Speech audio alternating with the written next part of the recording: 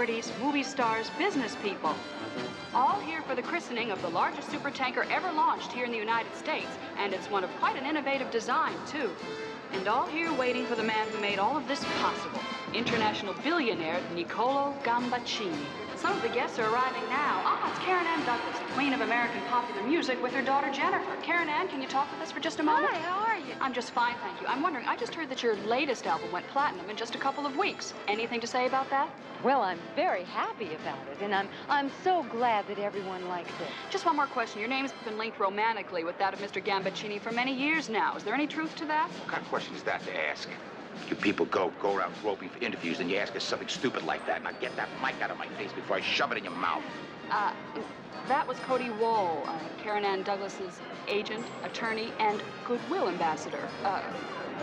This looks like Mr. Gambaccini arriving right now.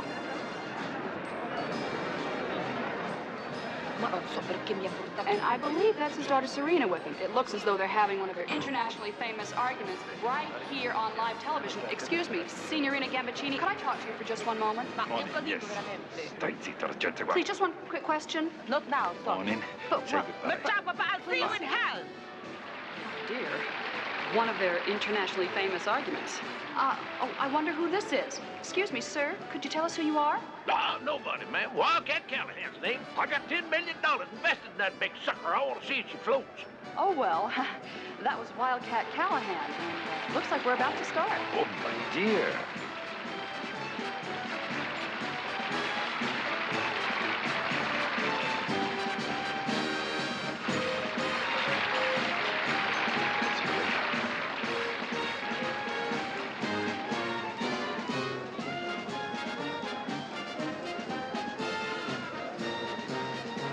Volevo usare l'annata della sua nascita.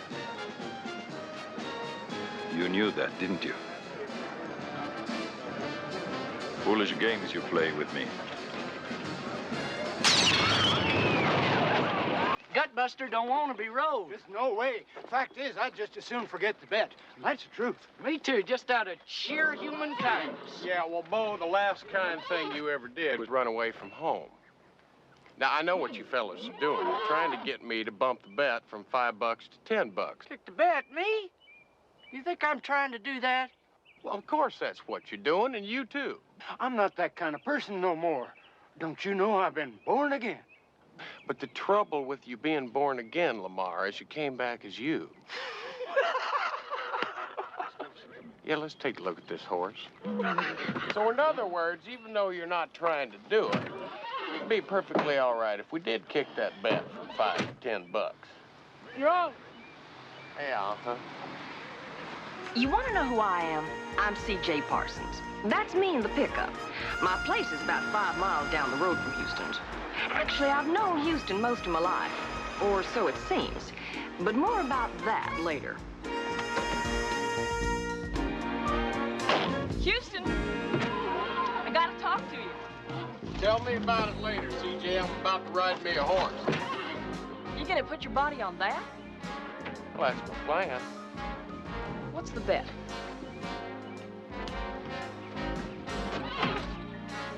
I'll take half. How little faith y'all have in me, you know? I mean, I got away with animals. Don't say I didn't warn you. Turn him out.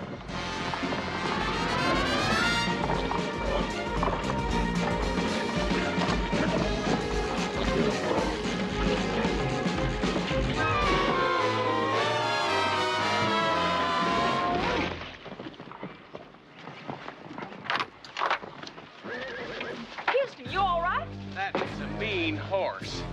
CJ, next time you got something to tell me, please don't take no for an answer. Hey, if you want to go for 15, the horse is willing. Smile, good buddy. CJ, the first sign of insanity is a laughing loser. Oh, Did that hurt? no, no.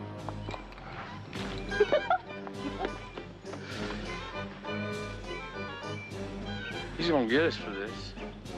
Yeah, I know.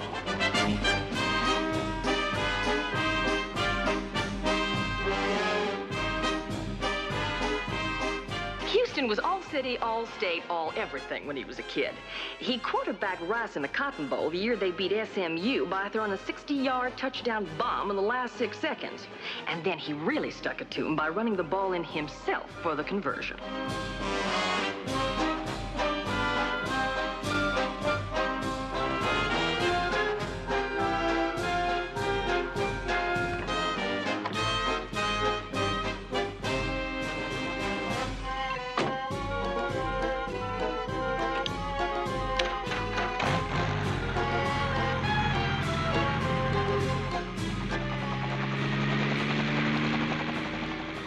Houston's a Texan through and through, and most of his friends and business associates are Texans, including me. About the only time I can remember not being around was when I went up to Harvard Law School. But then I came back, paid my dues in his conglomerate for a while, and ended up pretty much helping him to run his empire. And it's an empire that might never have existed, except for the fact that he had a little problem with his daddy. Something about wanting to make it on his own. So, he packed up and left the Lone Star State and came to the state of the stars.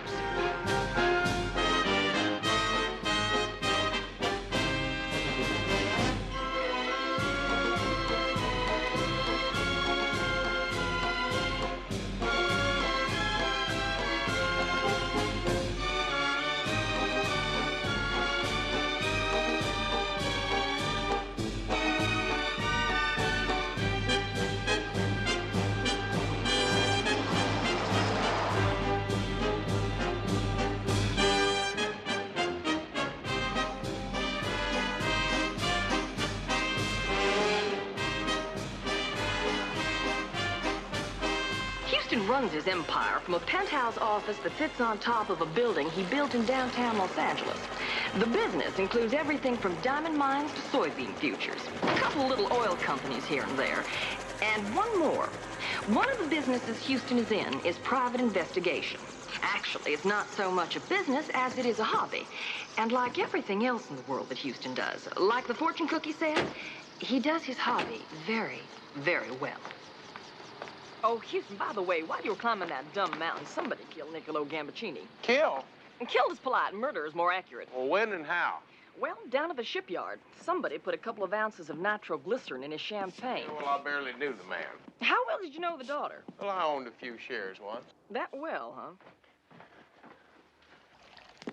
Look, CJ, we shared a couple kisses, but it was certainly nothing to tell your mama about. Well, now, Houston, if you and I shared a couple of kisses, I can guarantee you I'd never tell my mama about it. I'd tell a few of my best friends, but never my mama. Look, CJ, I want you to drop everything and get me one of those mechanical bucking Broncos, and I want it here in a couple hours. Well, I'm out $10 and I want it back. Houston, you want to spend a couple of $1,000 on a mechanical horse to make back $10? That's the principle of the thing, CJ. Have them put it right here. Okay, Houston, but meanwhile, before I do that, you've got another problem. The front office called this morning, and Ms. Gambaccini is upstairs with her fuse lit. Now, she's been there for hours, and she's not going to leave until she talks to you. Better cock your pistols. Don't you worry about a thing, darling, because I'm going to be my own sweet Texas self, and I'm going to charm the socks off her. If that doesn't work, I'll think something else. I mean, think about it, CJ. The poor girl's probably in a state of shock. I mean, she's probably been crying all night. Coffee. I'm leaving, that's it. Would you like some coffee? No, nothing. No, nothing. I'm leaving. Houston. Amore, come sta? Look, I'm real sorry about your dad.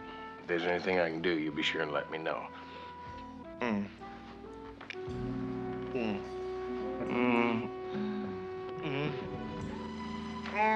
Turn off your motor. Look, I didn't know your father very well, but he was alive yesterday, so one of us ought to show a little respect here. You're so Texan. Yes, I am.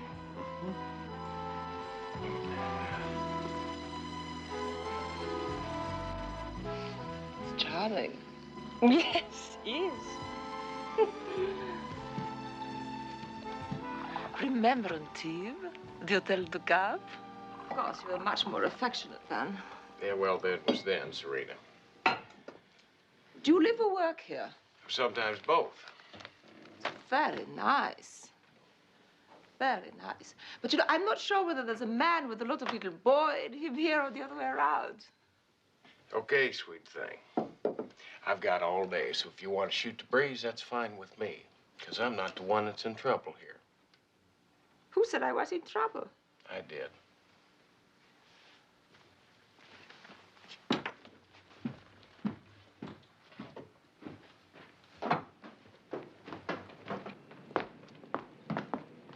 Is this yours?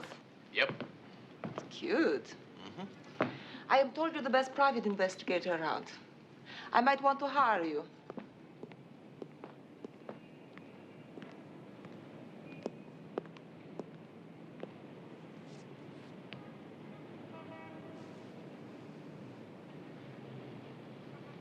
Grazie.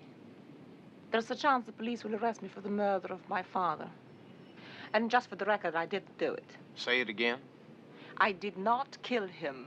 Yeah, it sounded better the second time round. I think it was the way you hit the word not. Got that kind of hurt, self-righteous look in your eye. You must believe me. Serena, my ears are trained not to believe much you say. Okay, all right. So I've lied to you before. And probably I will lie to you again. But not this time. I did not kill him. This one time you must believe me. Yeah, we'll see. Let's go inside. Amore. Amore, you don't believe me, do you? My father made people crawl. He would dangle diamonds in front of women's faces so that they would do whatever he wanted them to. Things that would haunt them for the rest of their lives.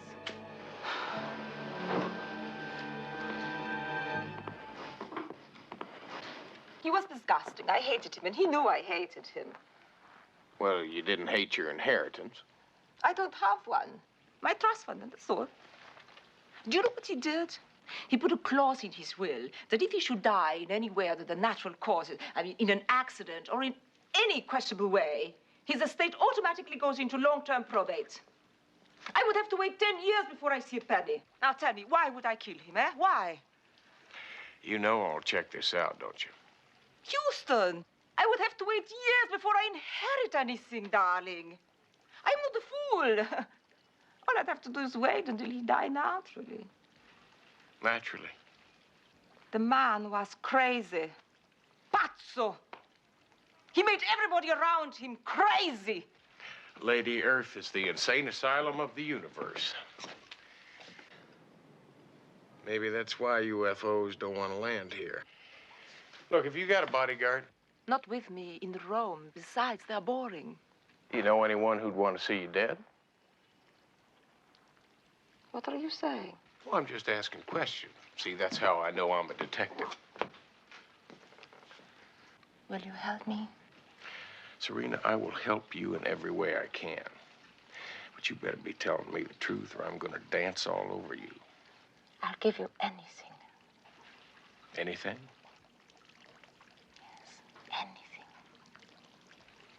Well, I already have all the money I want, and besides, you can only wear one pair of boots at a time, so we'll think of something else. Come on. CJ, we're taking Ms. Gambaccini on as client. Are we?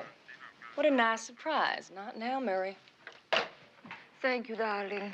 You know, things can be like old time if you want. Yeah, well, I'm going to try and find out who killed your father. I'm not sure that's going to help much, but that's what we're going to do. Now, where are you staying? Century Plaza. Well, I'll tell you what. On your way back over there, why don't you stop by Children's Hospital? Because you just might want to build a wing over there right next to mine when this is all over. I knew we'd think something. Yes, of course. Ciao, darling. Mm-hmm. Mm-hmm.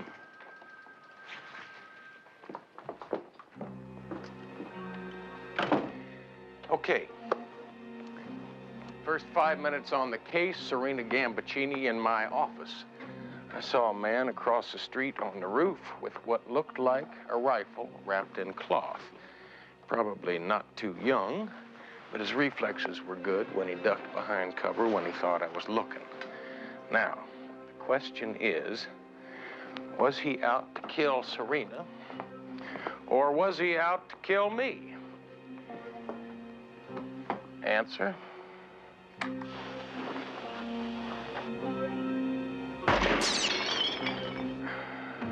Me.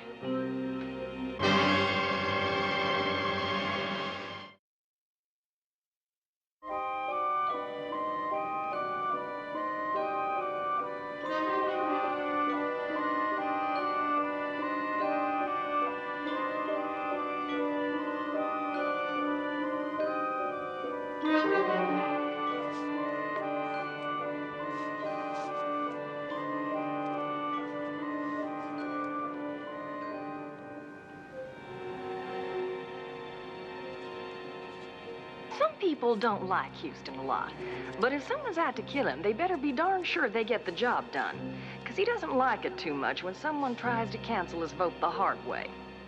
Other people like Houston a lot.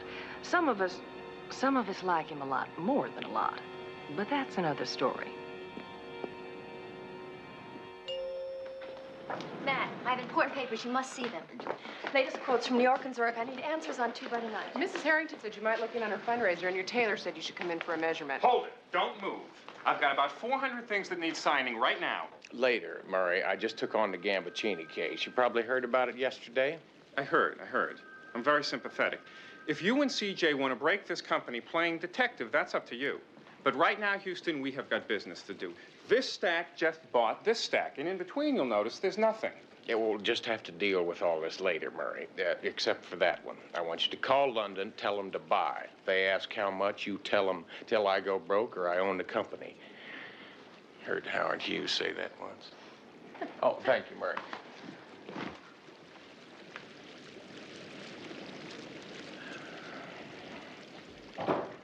You ready for some baby talk? You betcha.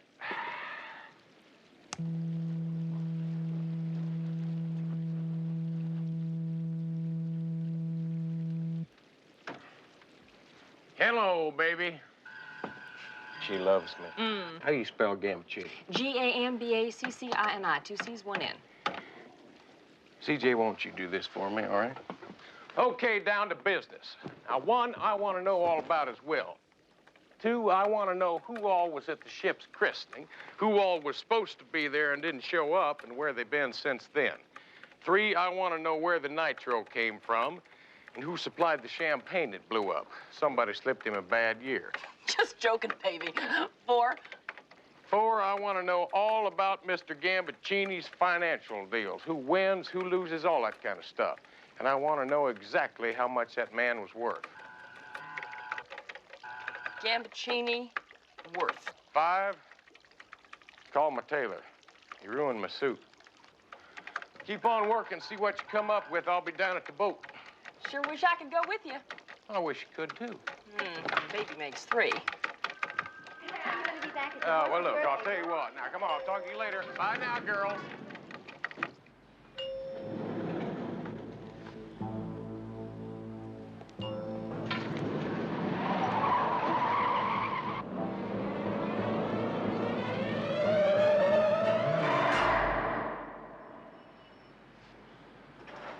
Slim, one of these days you're gonna go that extra ½ inch and I'm gonna be needing new kneecaps. No way. The kid's got it under control all the time. Now, I just finished turbocharging her. She's a beauty, huh? Yeah. You know, sometimes I wonder if I'm buying these things for me or for you. Oh, just don't wreck this one, will ya? Fender and Body Works out of my line. Not completely. Houston, are we ever going back? You still miss Texas? But not as much. I started surfing. They do have a big ocean here. Some say bigger than the whole state of Texas. Yeah, well, you know how they exaggerate out here.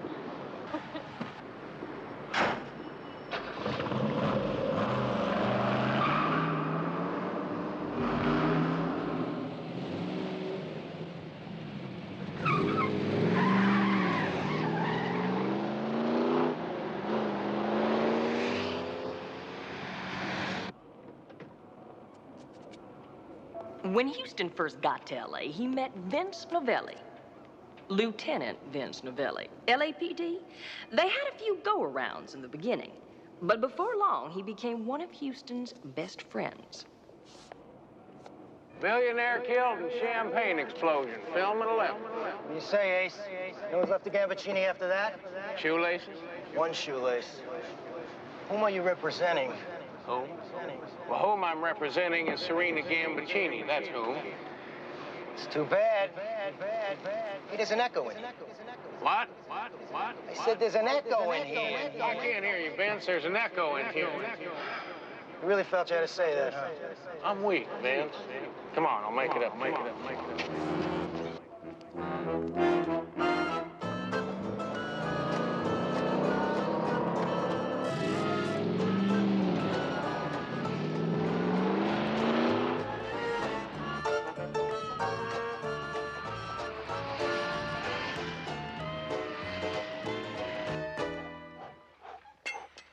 Someone tried to take a shot at me today.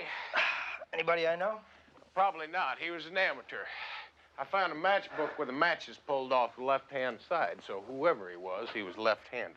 Well, maybe he was a professional acting like an amateur, try to throw you off. No, he was an amateur. If he was a pro, I'd be dead. He was an amateur. Yeah, that's what I just said. Why can't I do this? I don't know, Vince. Maybe you need glasses.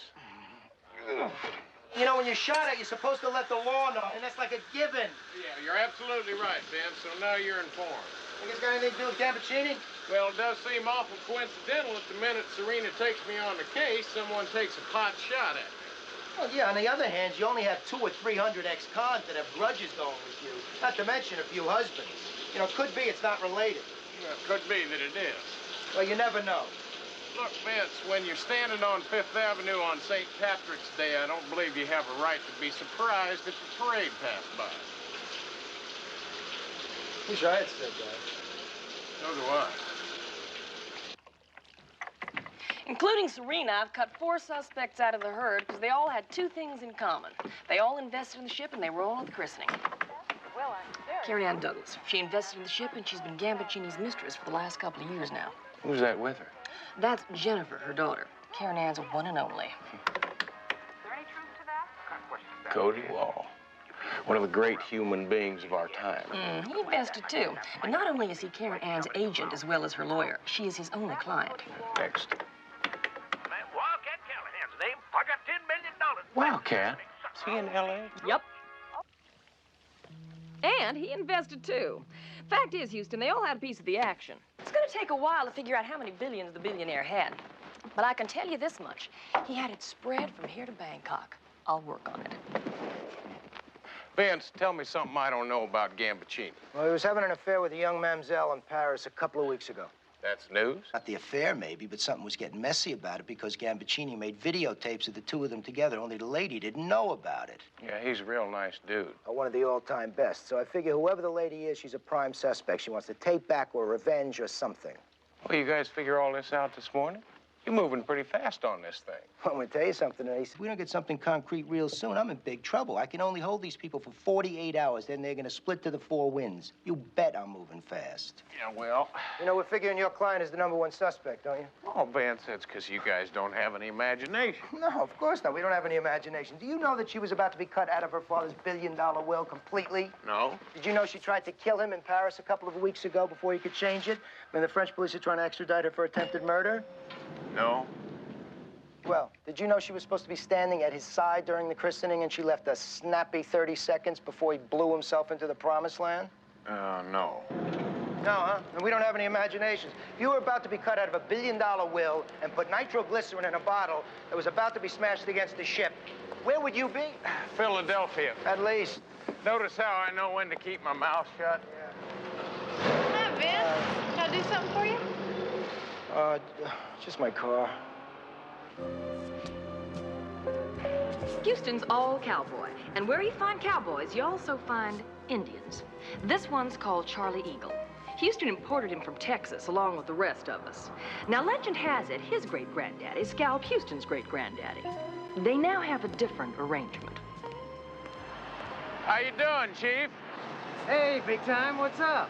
Well, I'm working on the Gambaccini killing. Look, would you scout around and see if anybody on the streets got anything for sale on it? All right. Anything else? As a matter of fact, yes. Someone took a shot at me today. And what I'd like you to do is close up the stand and jump in your cab.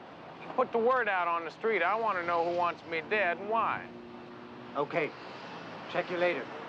You got it. Someone tried to kill him? Paranoid, you know what I mean? He thinks everybody's trying to kill him.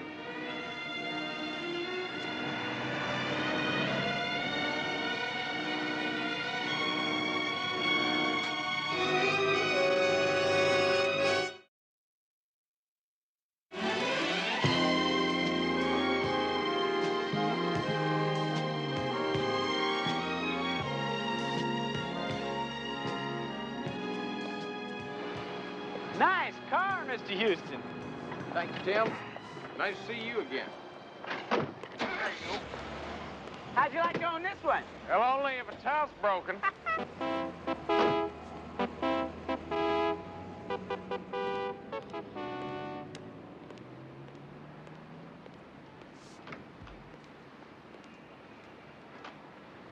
Daddy, Yeah. Daddy, look who this. It's Houston. Hey, Houston. You are, Steve. What are you doing? How you doing? All right. Now, you look good. Yeah, I saw your wheels outside. Now, why didn't you let me know you were in town? Because I was only going to be here long enough to have a cup of coffee. You know my daughter Laurie, don't you? Well, look at you. Hi, Houston. Long time. Well, it's been a couple years anyway. Oh, nice, yeah. Laurie's in here for a birthday party tomorrow night. We really tie one on then, huh? Who'd ever thought I'd ever have a daughter that pretty? Well, you've been away to school, haven't you? Yes, I've been back east. I'd like you to meet my fiance, Preston Amory. This is Houston. How you doing? Look, keep your seat. Kids were going to announce their engagement tomorrow night back home at her birthday party there, but we had to move it out here. Some policeman thinks I'm a suspect. Got to stay in town for a couple of days. So I come down here to look around, see if I can find a room big enough to have a party in, but they ain't got one. Honey, I'm just going to call that friend of mine. He got a boat big enough. We can have 2 parties on if we want. Hope you don't get seasick. Oh, no, sir, I don't. Hey, look, I want to wish you both the best of luck. Thank you very much, Houston. You know, Preston there, he went to Yale. Say something in Yale, boy. He's kind of shy. Yeah, well, it's all right, as long as he got the degree. Buy you a little shooter? Well, I'll tell you, I'll have to take a rain check. But I do need to talk to you later about your friend Gambaccini. I think you're about the only one who will give me some straight talk about the man. I'll give your secretary a call. Tell her where I'm staying when I get located. Good enough. Why don't you leave some tequila for the rest of us, huh? No, I ain't gonna do it. Good day. Bye-bye. Boy, he's a fine fellow, that one. I know, God, it's been such a long time.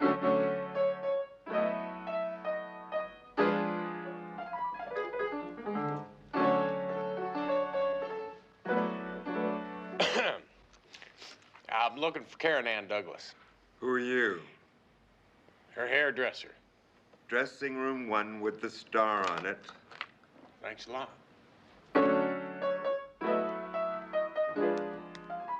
You think that I killed him? That I put nitroglycerin in that bottle? I don't even know how to spell nitroglycerin. Knowing you, you could have paid someone to do it. Ugly little pygmy. I don't like being called names.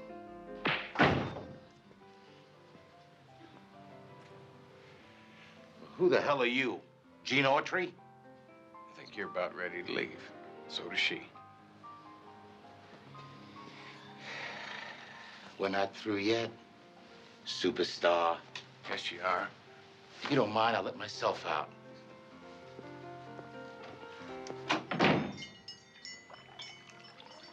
You all right?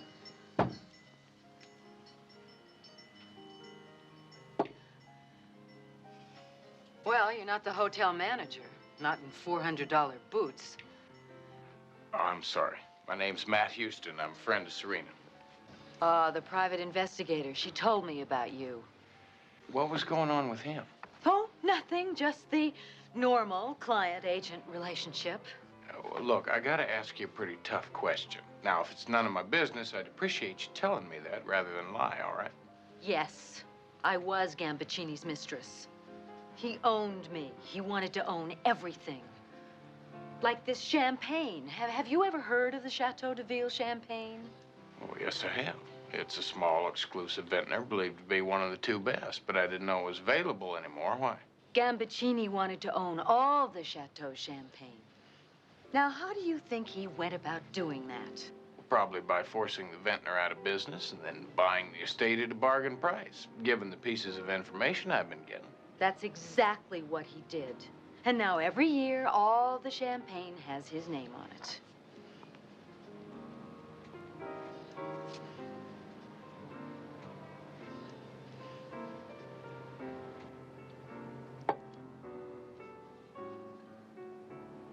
That's a pretty girl. That's your kid sister? Kid daughter. You know, Gambaccini kept a record of every bottle corked. Well, he knew his wines. So do you. He also kept a record of every bottle he ever gave to anyone. It's sort of ironic. He was gonna christen his ship with his champagne, and instead it christened him. Ready, Miss Douglas? Now, why do I get the impression that things weren't perfect in paradise between you two?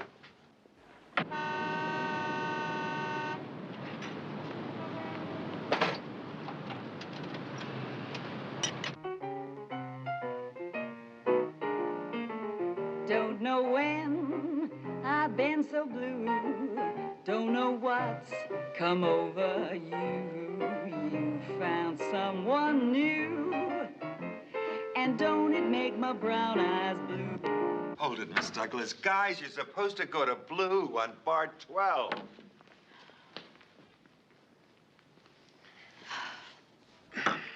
Anyway, he was a pig. He used a hidden camera to make tapes of all the women he seduced. I'm the star of one of his more elaborate productions. Well, that's just great. I mean, that's real great. So you're just like the champagne, right? He wanted you all to himself, and the tapes were his guarantee. Did you really have to stay with him? You think nobody cares what anyone does in bed anymore? That depends on who or what you're in bed with, doesn't it? I have a career. I'm America's sweetheart. If that tape gets out, I'm finished. I hope you realize what you're telling me makes you a prime candidate for killing him. Hardly. He told me that if anything happened to him, anything, that tape would be released within 48 hours. You think he'd do that? Bet your sweet astroturf he would. Okay, once more from the top.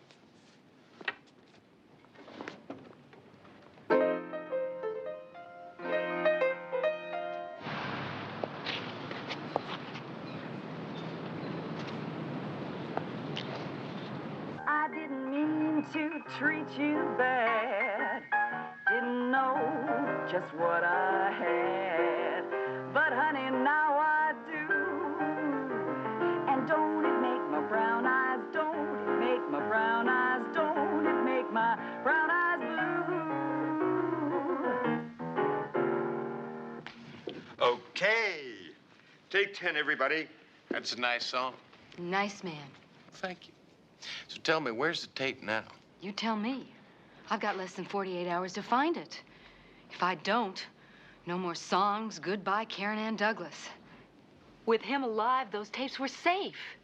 I hated him, but I didn't kill him. You know, that's what Serena said. The exact same words. And so far, we got one man murdered and nobody killed him. To nobody. Hey, Vince. Hey, looks like we're plowing the same field. Yeah, and you're 10 steps behind the horse. Well, I better step in something because the 24 hours is going fast and I still got nothing to hold anybody on. Yeah, well, if you're going inside to talk to the lady friend, she didn't do it. How do you know? She just told me. You did it again.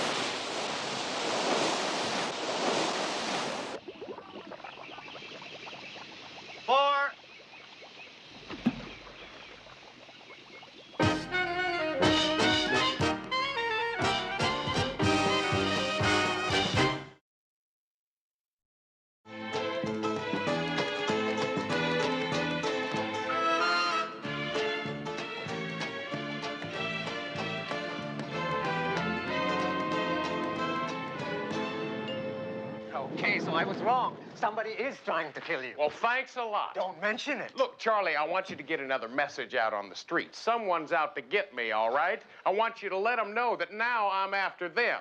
I ain't fond of being shot at, and I hate having my cars busted up. Now, you spread that around, you hearing me? I am Indian. I am not deaf. Yeah. Well, besides that, he ruined my boots. Enjoy your swim? Going to change. Your clothes or your attitude? Did baby get a fix on Gambaccini's bank account?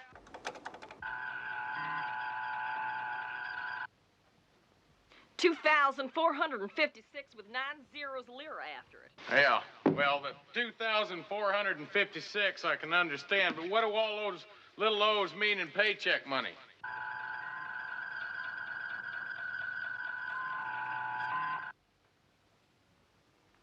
$2 billion, Houston. And it all goes to Serena. You get the feeling you've been had there, pal? Does seem possible. Possible? Houston, of course she did it. She's going to inherit $2 billion. Well, in 10 years, maybe after probate, he had a clause in his will holding up all the money if he was murdered. He did?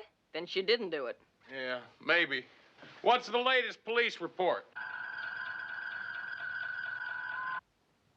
Well, somebody ripped off Gambaccini's hotel room this morning. What do you think they were looking for? Well, I know if I were Karen Douglas, I know what I'd be looking for. And that's a videotape. What about the nitro? Not a thing. Well, that's just great. That's real fine. Come on, let's go. Where are we going? To Gambaccini's funeral. I'm not dressed. You won't mind. Oh, yeah, right. Well, I'll tell you what, girls. I'll catch you later, all right? Thank you.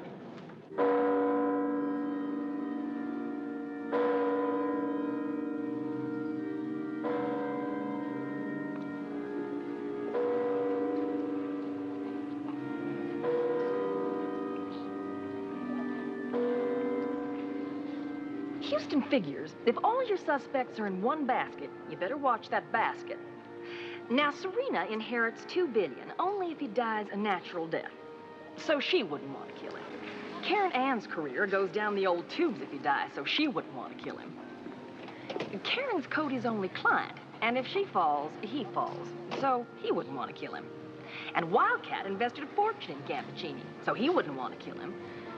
So, Houston's problem is, no one in the basket figured to kill Gambaccini. That's Houston's problem. My problem is, sometimes I can't figure how Houston figures.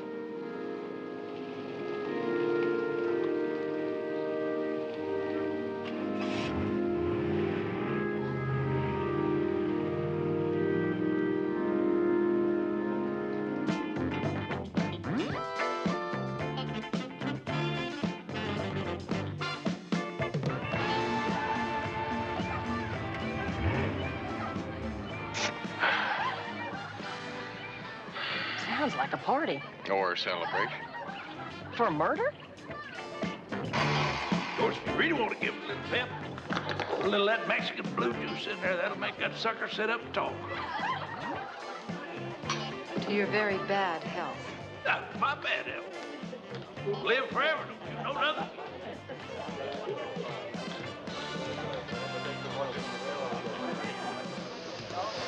Best looking group of ladies you ever brought by, Taffy.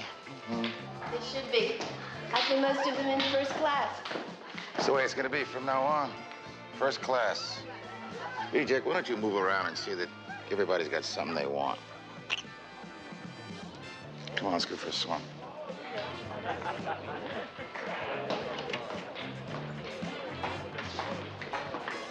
CJ, why don't you look around and see what you can pick up? Love to. I was talking about information. So was I.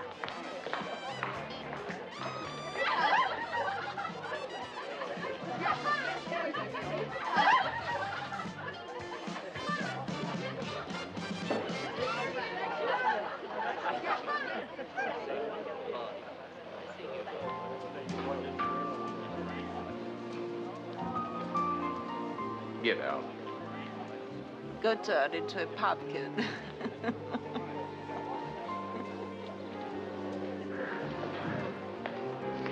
the hell are you doing here? Trying to have a little fun. Why live a lie? You like the one you did at the funeral? I mean, you come into my office pleading for help, crying about how innocent you are. Then I find out you tried to knock off your old man in Paris a couple of weeks ago because he was about to cut you out of his will. I didn't kill him. Didn't you? You see, if he cuts you out, you wouldn't get a dime. Now, you may have to wait 10 years, but you still get $2 billion. Now, why don't you tell me again how you didn't kill him? I didn't kill him! Yeah, somehow the magic's gone out of the way you say that. I needed every edge I could get, darling. I see. And I'm your edge? Amore, Houston, don't abandon me now. You're the only one I have left. Then, lady, you better get yourself out of here. Because the way I feel about you right now, they could get you for impersonating a human, and I don't believe I'd argue it.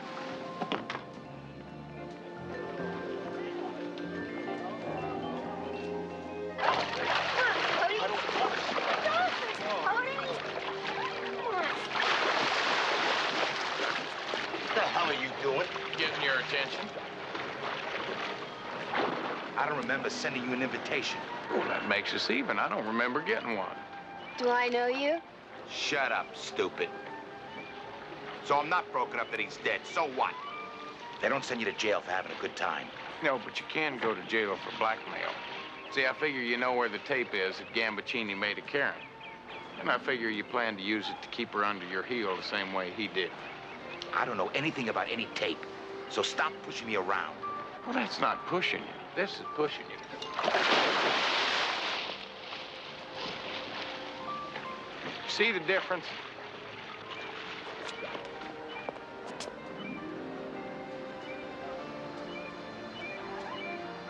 You really that tall, or am I standing in a hole? I was hoping you wouldn't say that. He's not welcome here, reject. Maybe you can explain it to him. Look, maybe the two of us could just talk this thing over real friendly-like. Sorry you gotta be leaving, Houston. Maybe next time. Well, I didn't want to wear out my welcome anyway. Look, dummy, next time you hit me, use the other hand. I sleep on this side. Can I buy you a drink? No. Oh, how about dinner? No. Nachos and a nightcap at my place?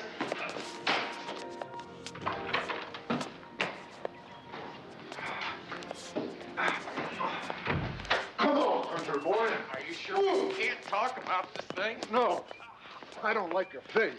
Well, me neither. It's a terrible face. I think your nose should be moved. Oh, well, I wouldn't go quite that far. I would.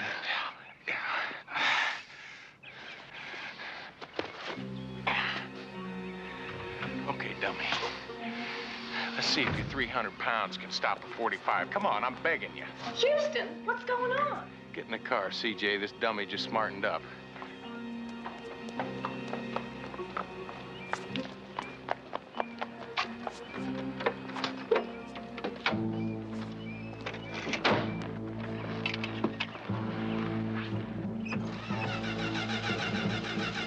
Bang!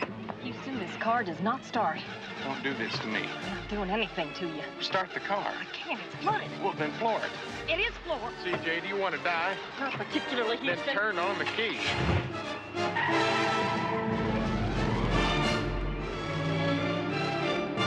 It's Diamond Dead, Pair of Hearts, Gilly's Gal, Vanilla Skate, and Johnny Vitaro on the outside. Pair of Hearts and Vanilla Skate, Johnny Vitaro on the outside as they come around the clubhouse turn. Here they come with Vanilla Skate and Johnny Vitaro. Diamond Edge also challenging on the far outside. Going to the whip now is Howie Portenson, and he's coming up on the outside in the three-quarter in 132 and change. Down the stretch they come, a 16th of a mile to go. Vanilla Skate on the inside. Johnny Vitaro on the already down about 20,000. And Vanilla Skate is the winner by a head. It appears 30,000. it was Johnny Vitaro. Come on. And Pair of Hearts Let me listen to you. Never bet on a horse if you ain't got a jockey on his back. much less own one. Bye, Daddy. Where you going? Press and I are going dancing. Yeah, dance. Yeah, wouldn't you like to see an old boy Yale dance? Yeah, you really got something special there, Wildcat. You know that, don't you? Yeah, thank you. I do. I just don't want that boy hurting her. Don't want anybody hurting her for that matter. Well, I don't blame you. Yeah. Oh, I know he's not perfect, but she loves him. But Yale, oh, you know, I never knew a billionaire who ever went to college. Known a few millionaires who were well fixed, had a good education, but I've never known a billionaire. You want some bourbon? Well, why not? Oh, boy. Let me tell you about Gambaccini. Go ahead.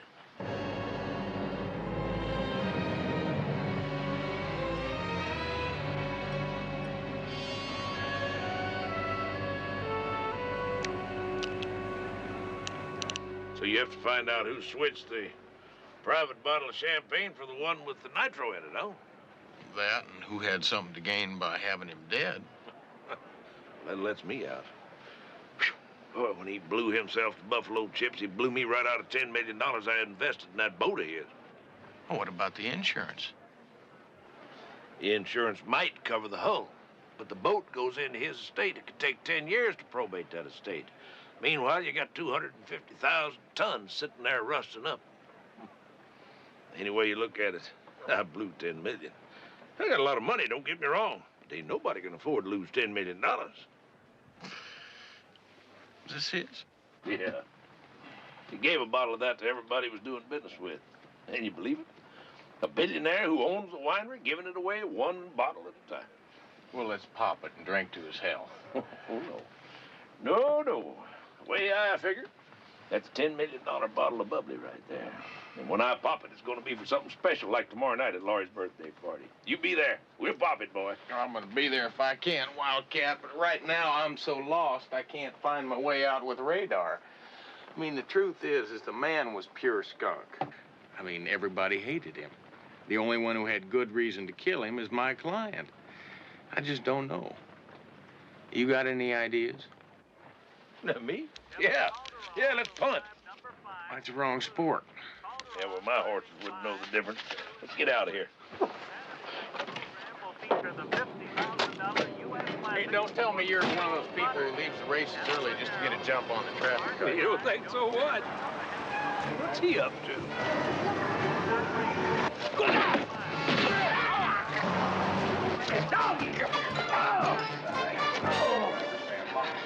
Are you all right? Yeah. Oh, that hurt. Did you get a look at him? Yeah, I saw him. I know him, too. Perce Whiteley. He works for you, Wildcat. Yes, he does.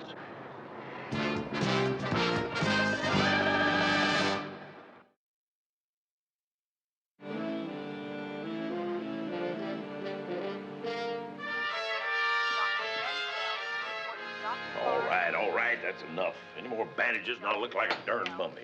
Well, about what? You got shot in the shoulder? He'll live. Yeah, back home we'd call it a flesh wound. Okay, you can take care of the bill when you leave. Daddy, are you okay? Oh, my goodness. Oh. I'm all right, honey. I do more damage than this shaving of a morning. Need a statement, Wildcat. Well, I got shot. I was looking for something a little more definite than that. Do you know any reason why Perce Whiteley would try and kill Houston? Perce did this? I'm afraid he did, honey. Why? I have no idea. He's never said a bad word against Houston in his life. I'll swear to it. I mean, ever. I didn't even know he was in town. I can't believe that Perce Whiteley would do something like this. I mean, I've known him my entire life. He's a sweetheart. What's Whiteley do for you? He's kind of a troubleshooter. Looks after the wells, supplies, equipment. A little of this and that. Is he in debt? Does he need money? No. In fact, the answer to everything is no. Daddy, listen. I think that we better cancel my birthday party tomorrow. Oh, no, honey. That's got nothing to do with this. In fact, we all need a little relaxation, let down a little bit. And you're invited. No need for you to bring any presents or anything like that. Just maybe an automobile and fur or two. Yeah. Clang, Why? We need to talk. I'll see you tomorrow night. You rest up, you hear? Yeah, I got the perfect cure. You know what I mean? What do you say we eat and talk? Come on. How about Mexican? How about Chinese? Italian is usually the compromise when Vince and Houston argue about food. And according to Houston, the best Italian food in town is served at Mama Novelli's. She's exactly who she sounds like she is. Lieutenant Vince Novelli's mama. And she makes the biggest, the bestest trompe on your tongue, tear out your tummy pizza in I L.A. hate to say this, Ace, but it did ever occur to you that maybe Wildcat put this guy Whiteley up to trying to kill you? You're crazy. Wildcat's been more of a father to me than my old man. Besides, why hire a killer that works for you? What's the matter with the cannelloni? Cannolis are just fine. Che cannoli? Cannoli's a cake. Why don't you eat it? We just haven't gotten there yet. Hey, come on, get there, figliolo. Mama, we're talking. Senti, if God wanted you to talk while you ate, he'd have put your tongue in your ear. We better eat. I'm eating, but I still think Wildcat could be in on this thing. Vince, he just took a bullet that was meant for me.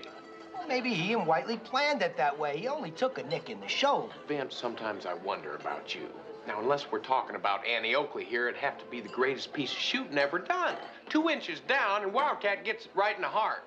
Maybe you're right. Maybe? Hey, put some Parmigiano. It'll taste better. Oh, really? No, thanks. Mama! You got a girlfriend? Mama, we're talking business. Hey, so am I. He's got nobody to feed him. He's gonna get the skinny just like you. Guarda che roba. Look, Vince, the whole point is if Wildcat wanted me dead, he sure wouldn't push me aside and take a bullet that was meant for me. Now, Whiteley's working independently, or he's working for someone other than Wildcat. Now, maybe somebody hired him to make it look like Wildcat was behind it, but the question is why? Well, we got an all points out on Whiteley. With luck, we'll have him soon. Well, you better shoot for more than luck, pal, because I'm getting awful tired of serving up second helpings of myself to this fella. So, what do you want for dessert? I'm fine. Dessert is sugar. It gives energy. I got plenty of energy. Oh, you have so much energy, eh? Why you have only 4 kids? Because I only want 4 kids. Hey, I speak to your wife. We want the 5. Okay. Here's the way I see it. We got Gambaccini dead over here, Perce Whiteley trying to kill you over there. Guess who's in the middle? Him? So, if Whiteley's trying to kill you, maybe he killed Gambaccini. Maybe. Well, since it's less than 24 hours before all our suspects do an adios and go south, I suggest we make definites out of maybes before tomorrow night. Fine, let's wrap it up by tomorrow night. Hey, why didn't you think of that? Look, really, I'm just fine. Sure, another one that's fine. The two of you together, you couldn't beat up a waiter. Siete due grissini. Figliolo modesto.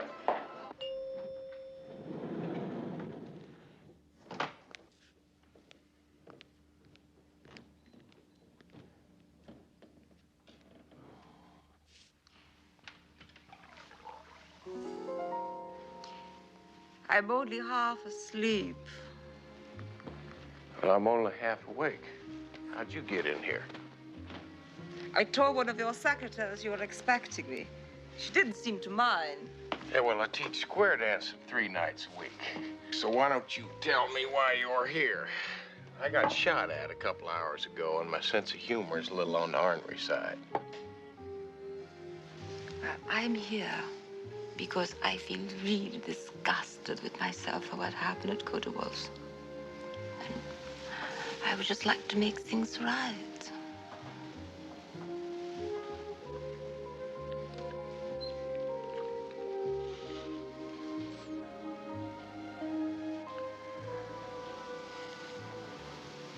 So far, so good. Serena.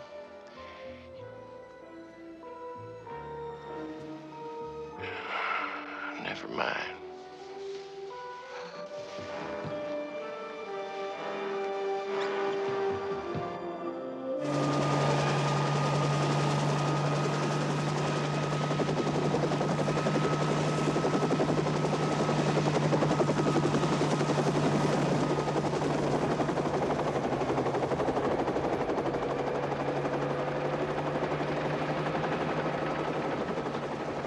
Nothing bothers Houston more than not knowing the answer to something. He couldn't figure out who wanted Gambaccini dead. He couldn't figure out why Perce Whiteley would come all the way from Texas to kill him. And he didn't know if it was connected to the murder of Niccolo Gambaccini or not. I knew this case, this one, was really getting to him. Then again, maybe it wasn't getting to him.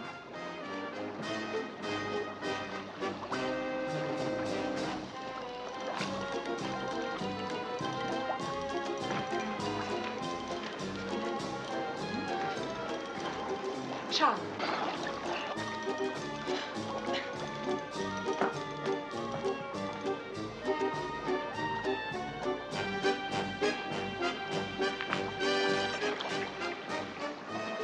But you still haven't found Perce Whiteley, and you still don't know who searched Gambaccini's rooms. No fingerprints, no nothing.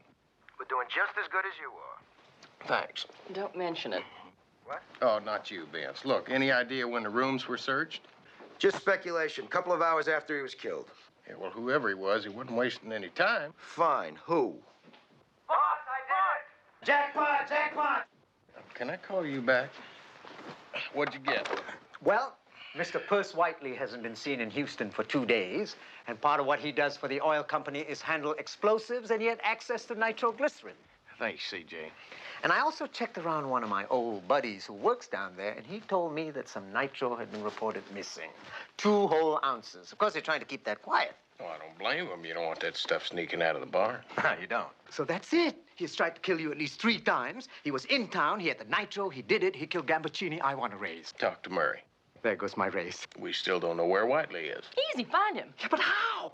Well, that's also easy. Advertise. No, I'm talking really big here, you know, like huge. Something really tremendous. Well, how about several bouquets of glads and mums just woven together? Now, that would be very grand. You don't understand me, partner. I mean huge, you know, like Texas is huge. You want a bouquet of flowers as big as Texas? No, I want it big enough to look like it came from Texas. You know, the horseshoe. Yeah, with a big red Valentine heart in it that says, "Happy birthday to Lori from Houston." And I need it by tonight. Well, sir, I'd have to hire at least 5 people just to help. And, well, thousands of flowers. Well, that's very expensive. No, let's do it. I tell you what, when you get finished, put it on the back of a truck and run it around town. And make sure it goes past every television station in the city, honking all the way. And deliver it to this address by 4 o'clock. Sir, do you have an account with us? I have some friends that do.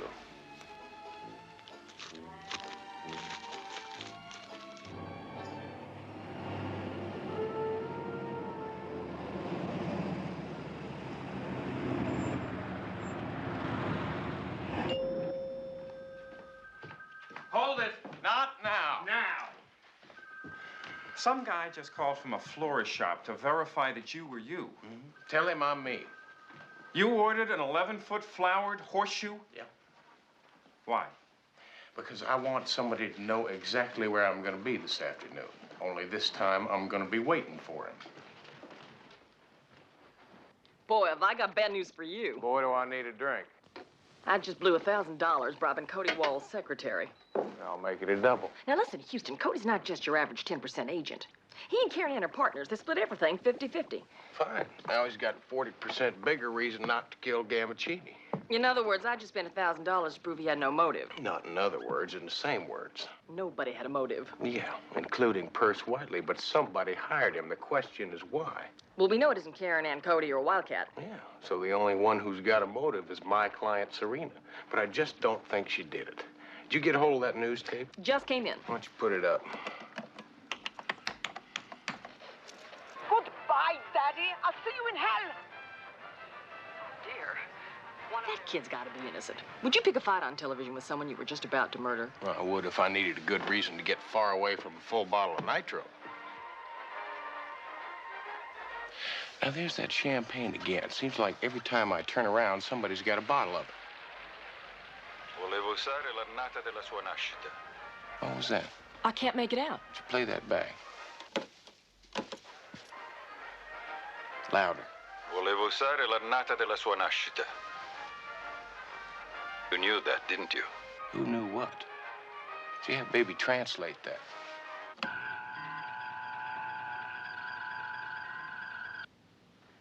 The year she was born. What does that mean? I don't know yet. The year she was born. Who? Boss, there's a surprise for you in the gym.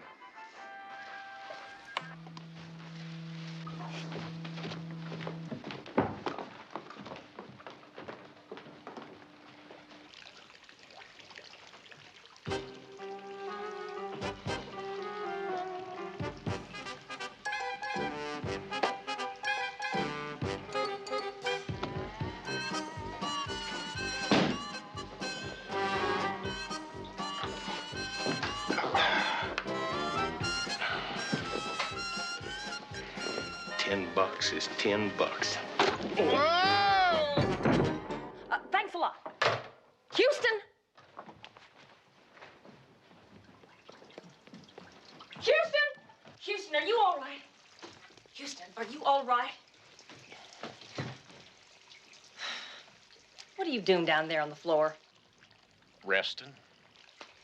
Now, you listen to this. Cody has just filed a legal action to prove that Karen Ann and Gambaccini cohabitated for years. He'll win, too. And evidence will be spread across every newspaper on Earth. But what the newspapers will not spread is that if our two lovebirds live together, then little old Karen Ann is entitled to half of Gambaccini's estate. $1 billion. And she sure didn't have to worry about that tape destroying her career, now did she? No, and it's certainly a good motive for murder, Houston, not to mention her 50-50 partner who gets half of the $1 billion. Thanks a lot. For what? Because now everybody we thought wanted him alive has good reason for wanting him dead. Maybe they all killed him. Where are you going, Houston? Where are you going? I'm going to Cody Wall to see if I can find those videotapes. I want to know who's on them. I also want to know if he happened to hire a man named Perce Whiteley. Charlie, follow me. Hold it. In a minute.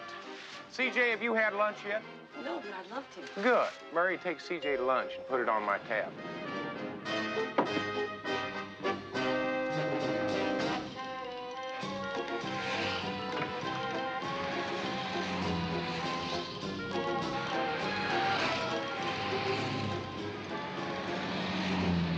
To get to Cody Wall, Houston had to pass that big grunt he called Reject. Now that could ruin his whole day.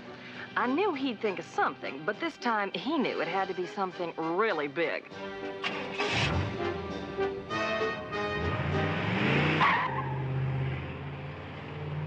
No, I don't want it covered up. I want it spread across every single newspaper in the country. Now, you listen to me. I'm giving you the inside track on the story of the century. Yeah, that's right. Karen Douglas and Niccolo Gambaccini. That takes care of that. Maybe. What do you mean, maybe? Everything except. Except what?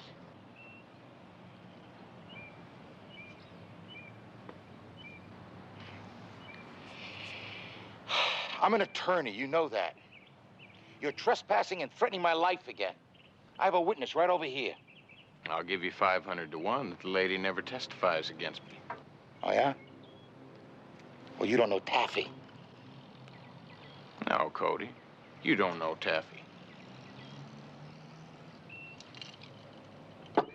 I think I'll go buy a pair of shoes. Thanks for calling me a lady. Hey, you! I own you!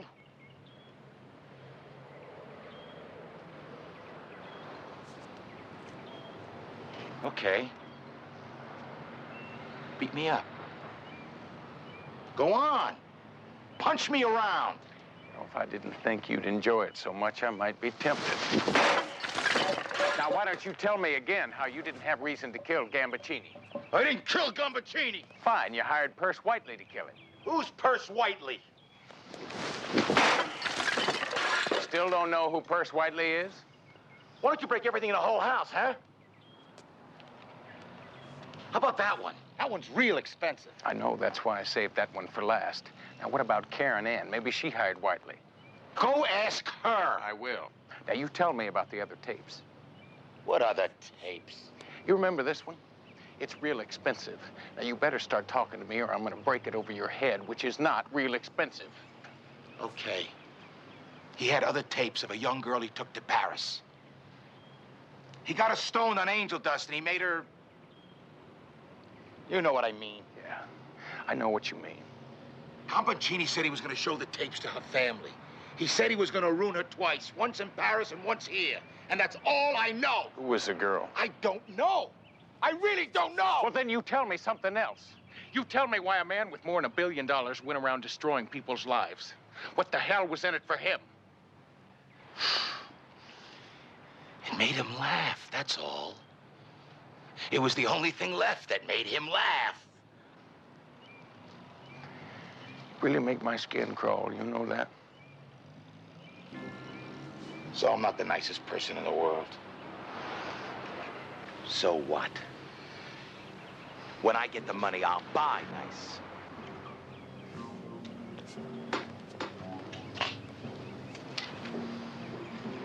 He didn't have that much.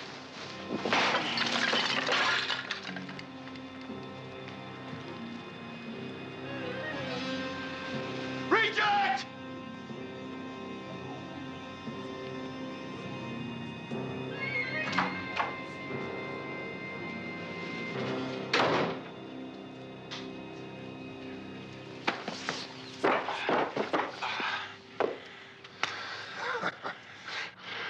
That's gonna stop me.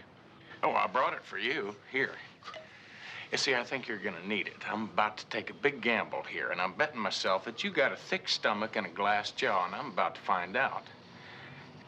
Swing, dummy.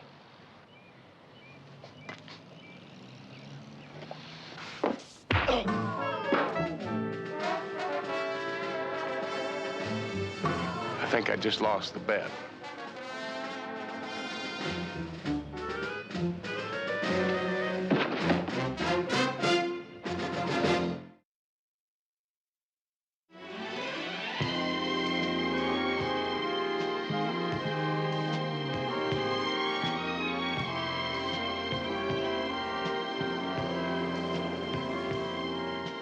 Houston figured the answer to this riddle had to be in those elusive tapes. Who was on them and why? And he figured they had to be in Gambaccini's suite. Someone had ransacked it once trying to find them, so he figured maybe he'd take a shot at it.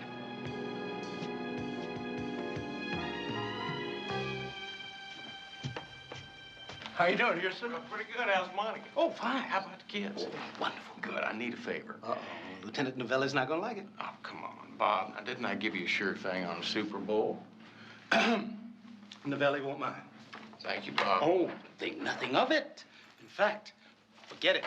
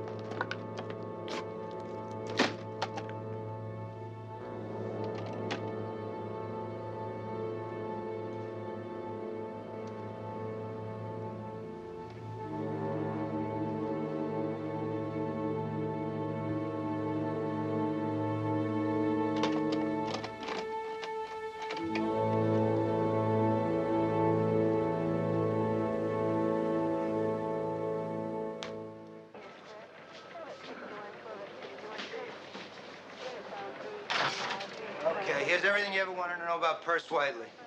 Now, what do you want to know? Everything. Everything. Let's see. You sure you want everything? Come on, Vance, read it. Percival Albert Whiteley, age 43, no prior arrests, high school graduate, married at 18. Here's the picture. Plays semi-pro ball, good work record. Wife dies in 56, had a mental breakdown, recovers, joins the Army, good service record, honorable D, goes back to work for Wildcat. How did his wife die? Childbirth. He's out of the Army again, right? He goes back to work, good work record again, rises to foreman. Stop. I'm stopped. Come on, what are you thinking of? Speak. You want a real shot in the dark here? I'll bet you his wife died on February 14th, 1956. She died, that's right. How did you know? What do you know that I don't know? Hey! Oof.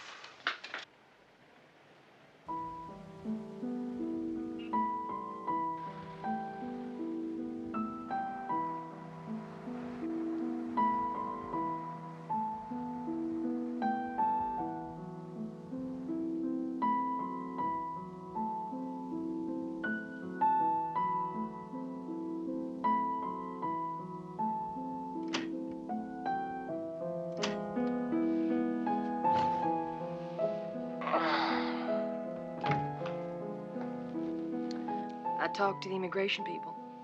You were right. Yeah, I know.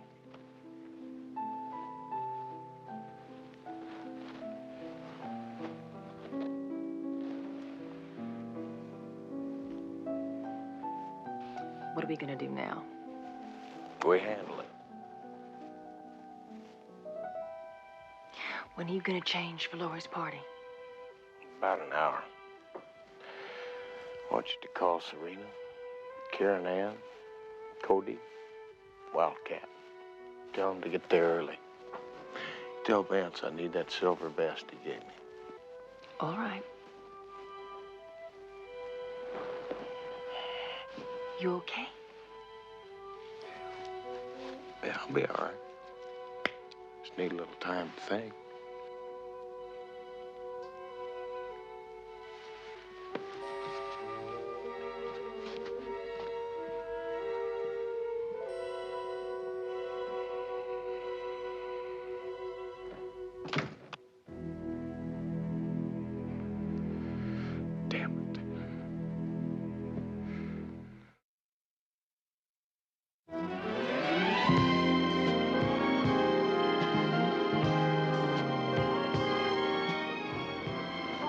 Daddy, it's beautiful. Beautiful party for a beautiful girl. Thank you, Daddy. Oh, don't you know he paid £1 or $2 for this sucker? Ooh, it's a big boat. Move it, will you move it? We only got a couple hours before the party starts. Jerry, set up the van. Boy, Get those tables that's up about here. the biggest present I'm gonna get. Isn't it pretty? Yeah, you should have seen the horse they took it off of. Wildcat! Hey, look at here. Hey, she just loved it. So did I. Yeah. Hey, let me see that suit. Ooh, that's the prettiest thing I ever saw on a fellow that wasn't in a casket. Yeah, well, I just got it off the rack, $49.50. Yeah, I believe you. Per button. How's your arm doing? Oh, it's good. I've had sunburns that hurt worse than that. There goes my whole life, boy. Ain't she something? Yeah, she is. She is something. Well, I'm about to pop the cork on a $10 million bottle of champagne. I'd like to have you join me. Well, you pop it. I'll be right back.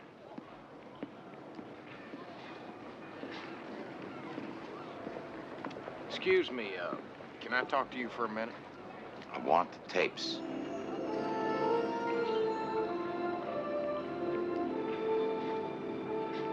Got a little something for you.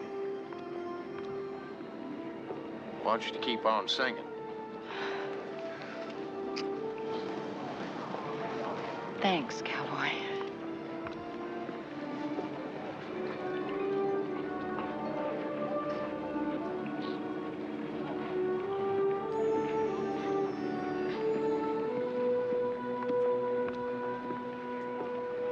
Ciao, caro. Come stai? I want to talk to you for a minute. Got your father's tape of Karen Ann. It's for sale. What do you mean? I mean, it's for sale. You want to buy it? Why should I want it? Well, I don't know, but I'm about to find out the truth about you. How much would you pay for it? $2 million? How about 3? Yes. 4? 5 million, maybe? Darling, $1 billion is 1,000 million. 5 means nothing. Why? Why not? No, you tell me why. You don't leave me a graceful exit, eh? I didn't mean to.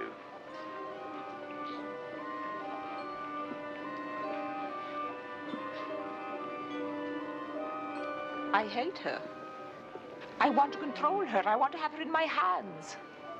I am my father's daughter. Goodbye, Serena. As far as you're concerned, my number's changed. Do you have the tape, Houston? Houston! Houston! Is it for sale? Don't ask me. Ask her.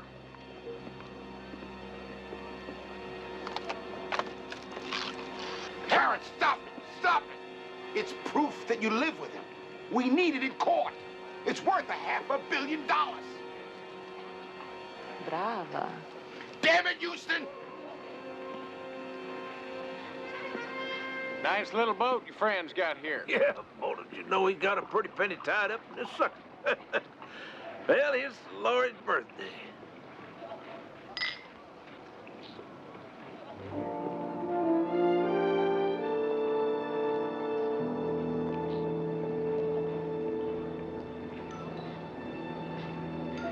$1 million bubbles, they don't really taste that good, do they?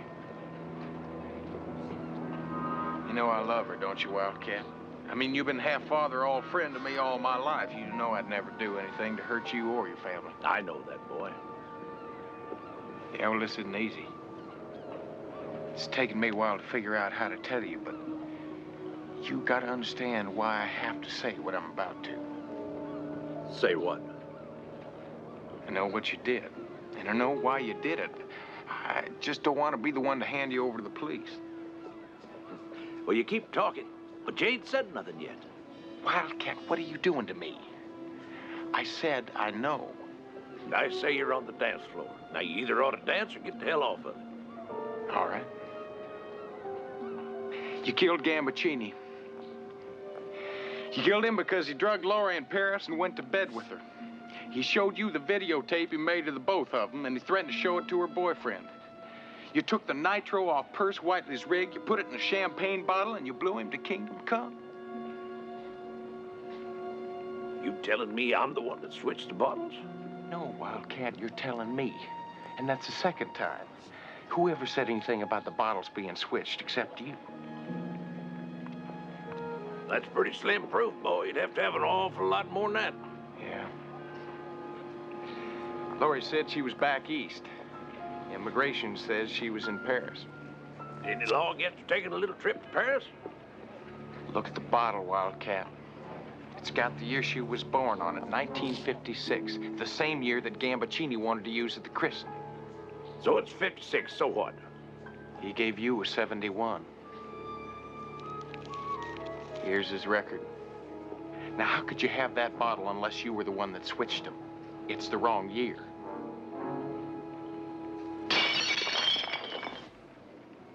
Now what have you got? Now what jury do you think is going to believe that I killed Gambaccini? Then took a shot that was meant for you, meant for the man that was trying to find the killer. What jury do you think would believe that? You took the shot to save me. You didn't know it was Perce Whiteley because you didn't hire him. He was working all by himself. You asked me if I saw who it was because you were checking me out. Because in that split second, when you saw Perce Whiteley, you knew what he was doing. He was going to kill me.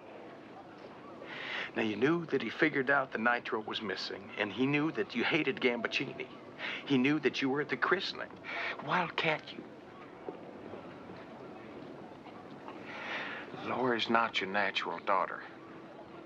She's Whiteley's.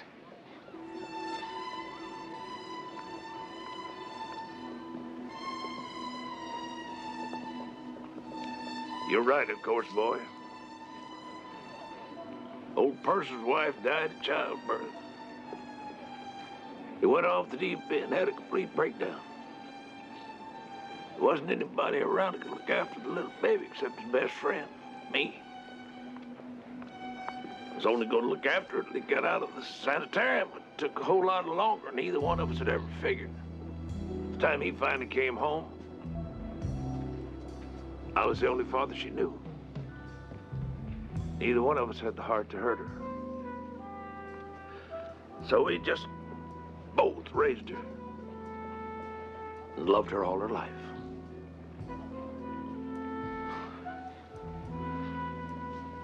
Did you get that tape, boy? Yes, I have it. You didn't have to kill him, Wildcat.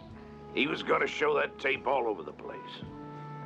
That would have killed Laurie. I couldn't stand that. No, but you could have come to me. We could have worked something out. You didn't have to kill him. He's here, isn't he? He is. You could let him kill me. Maybe I wish I could. Come on out, Perce. He knows everything. No. Ow! Flash of light!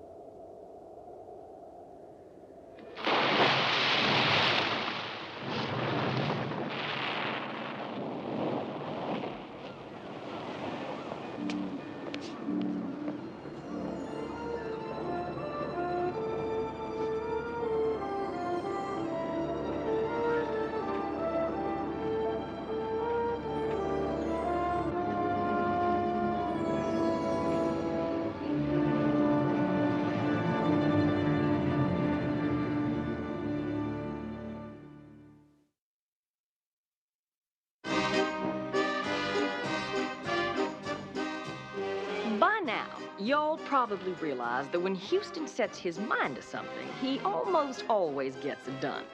Well, you see, his horse made him mad, and losing that $10 bet made him even madder. So there were two things he absolutely had to do. Bust Gutbuster and get his $10 back. Like he said, it's the principle of the thing, CJ. Only in this case, he figured his principal could earn him a little interest. Oh, there is one other thing you probably now realize about Houston. Like most Texans, he overdoes things a bit for his friends. CJ, are you absolutely positive, no mistake, certain that he still can't ride that horse? Bo, I'm telling you, he bought a mechanical bucking machine to practice on, and he can only stay on it for 2 seconds. What do you think? I don't know. I feel like a chicken hawk's about to dive on the hen house. Lamar, would I bet my own $10 on anything that wasn't a sure thing? Never have. Never will. What are you guys worried about? I'm telling you, it's a sure thing. No one can ride that horse. Charlie, I just bought a new wetsuit, surfboard, roof racks, couple pairs of flippers. I'm fresh out of jeans. I'm tapped out. That's good. How about you? I don't know anything about horses. Terrific. I don't want to blow $10 betting Houston he can't bust a Bronco. Listen, this is not just any Bronco, it's this Bronco. I don't know. What do you think, Vince? I don't know anything about horses. Guys, I'm Indian. Trust me. Do I know about horses or do I know about horses? You really think he can't ride that horse? It's like betting on Sitting Bull at Little Bighorn. I don't know about Sitting Bull either.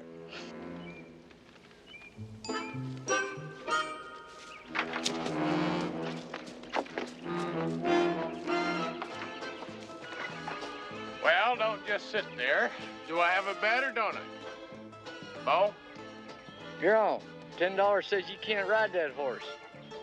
Lamar? Same bet. Mm-hmm. How about you, CJ? I'm in. Charlie? Why don't you make it $20? No, 10's my limit. How about you, Slim? You sure?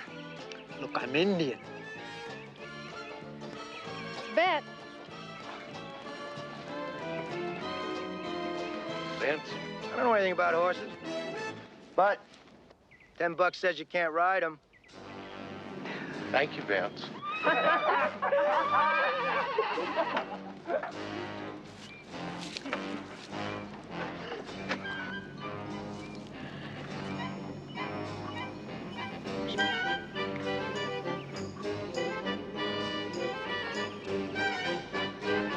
Let him out.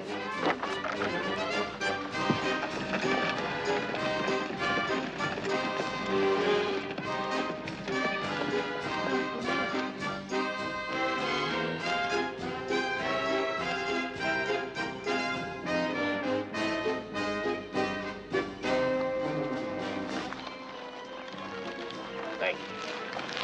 Thank you. Oh, thank you. Yes. Thank you. Thank you, Vince.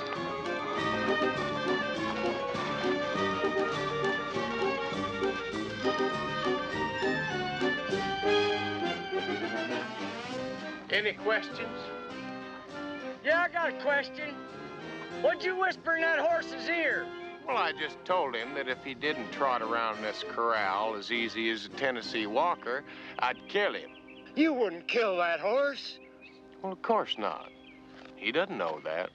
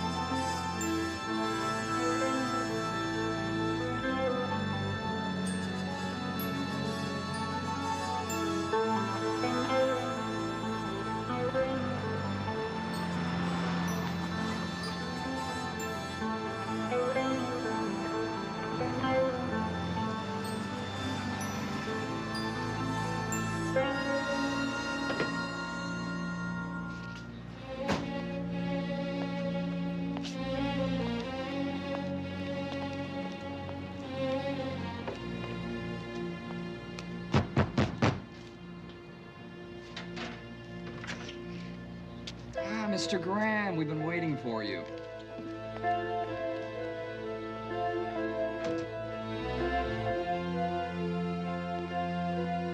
Well, now that everyone's here, Mr. Brodax will join you shortly.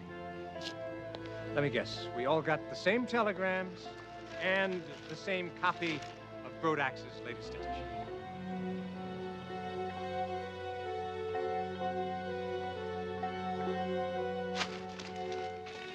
We never met formally, but since we're sharing the same headline, I'm Wally Hammerhand.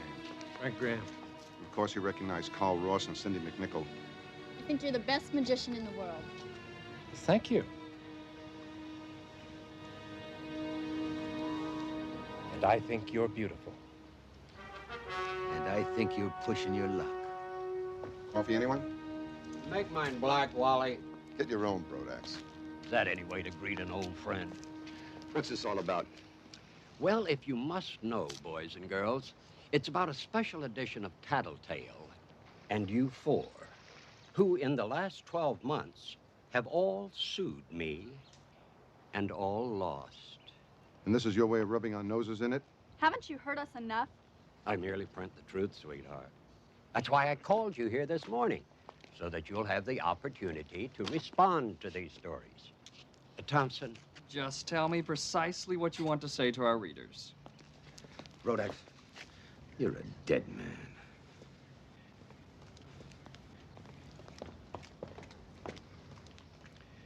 Take down Mr. Ross's words exactly, Thompson. I don't want the champ to accuse us of misquoting him. Mr. Graham, how about you? Words are your weapons, Brodax. I've got my own.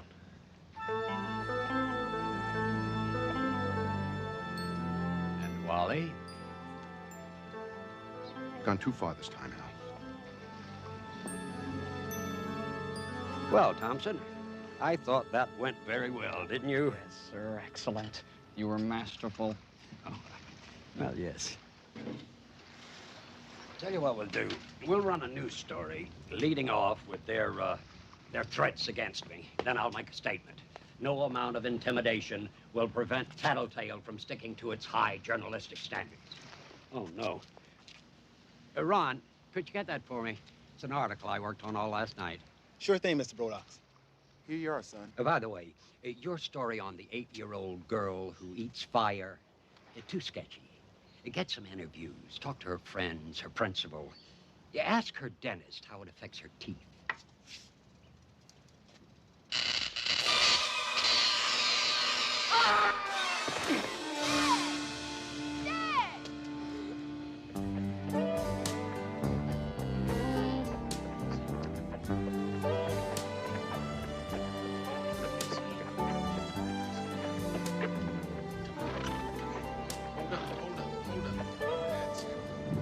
That's it. Now, don't you worry about a thing, little buddy. We're gonna get you all fixed up, and then go back to your resting friends.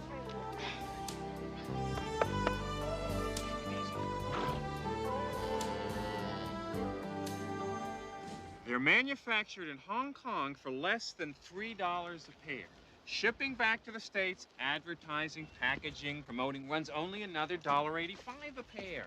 Murray, I thought we had a rule about business out here at the ranch. Now, we sell them to the outlets for $10.50 a pair. For $22.50 a pair. Who'd you say you worked for? That gives us for? a net profit of $5.15 for each pair we What's sell. that D Now, stand I've run a for? cost comparison with the Taiwan Would mills. you marry me? Hold it now, fellas! Houston? Murray. Houston? I think that this is a great investment. I can never get you at the office, so... Houston. Yeah, just a minute, CJ. Ladies, listen. I'm sorry you had to come all the way out here. But see, there's no business out here. There's a time and a place for everything. Just name it. Houston, I need you. CJ, if... CJ, like I told Murray, I'm up to here in trouble. I've got 15 head of calves stranded up in White Pine Meadow. Houston, it's Johnny Randolph. His dad got in the way of a murder attempt. He's been badly hurt. Now, don't you worry about them calves, Houston. Just take care of them for me, would you?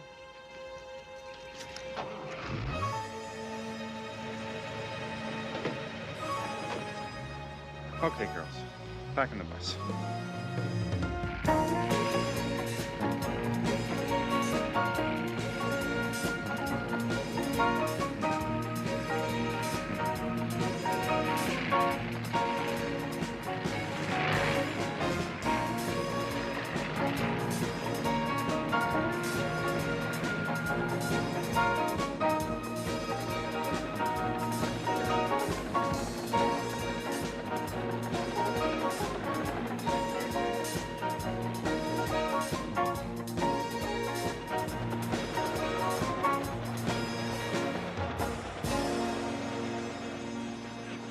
Ron Randolph was more than just Houston's landscaper. He was an old friend. And one thing you have to know about Houston, he doesn't like it when his friends get hurt. CJ, why don't you call ahead to the house? Let them know you're going to investigate? I already have. Thank you.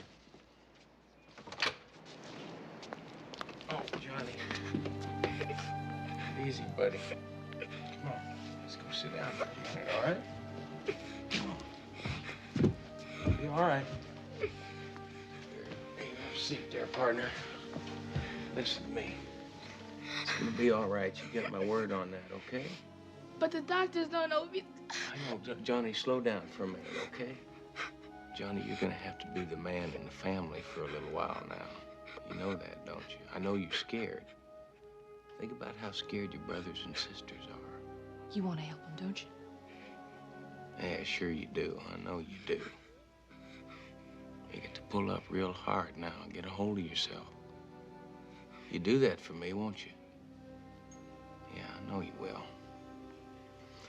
Now, you got to tell me. Tell me exactly what happened out there. I'll tell you what happened. Someone tried to silence the press, kill the First Amendment. Well, let me tell you, the pen is mightier than the sword. Johnny? Just who the hell are you? Brodax, Al Brodax. I'm the publisher of Tattletale. Johnny, I want you to call this number and ask for Cappy. He's one of my best reporters. He's going to ask you some questions. And you're going to make $50. You'd like to make $50, wouldn't you, Johnny? But what do I have to do? Just answer Cappy's questions. Oh, and we're going to need a photograph of you, too. It'll be a wonderful article, you'll see. I saw my dad electrocuted. Just a warm, sensitive human being. Yeah, just why don't you tell me exactly what you're doing here? Someone tried to kill me this morning, Mr. Houston. My swimming pool was sabotaged. 220 volts of electricity.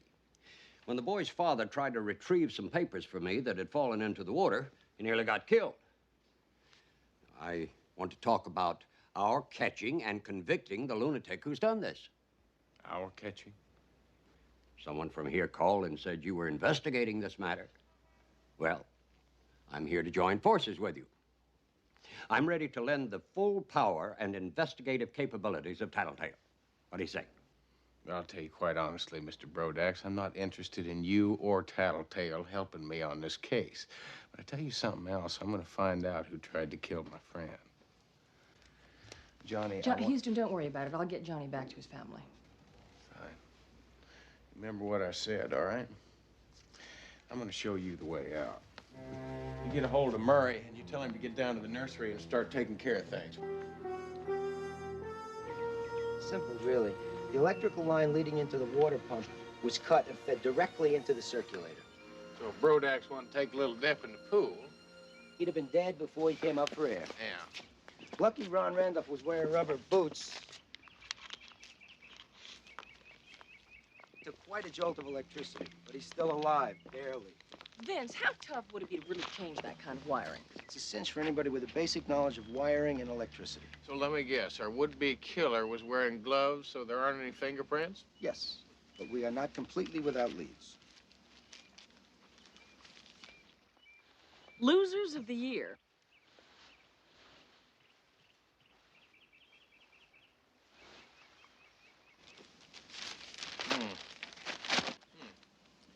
Sounds like our friend Brodax was very good at winning friends and influencing people. Mr. Houston, have you solved the case yet?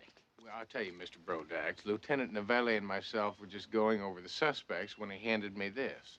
Eye-catching, isn't it? Should be a sellout. Mr. Brodax, I doubt that the people on the front page share your enthusiasm. I'm not in this business to make friends. By the way, my offer still stands if you need any help. Yeah. Well, listen, have any of these people ever threatened you before? Well, they all did this morning. Yeah, You see, Mr. perhaps I should explain. Last night, I sent each of them an advance copy of this week's edition and asked them here to get their reactions. It seems like you got yourself a whole swimming pool full of reactions, Mr. Brodax. And a front page full of suspects.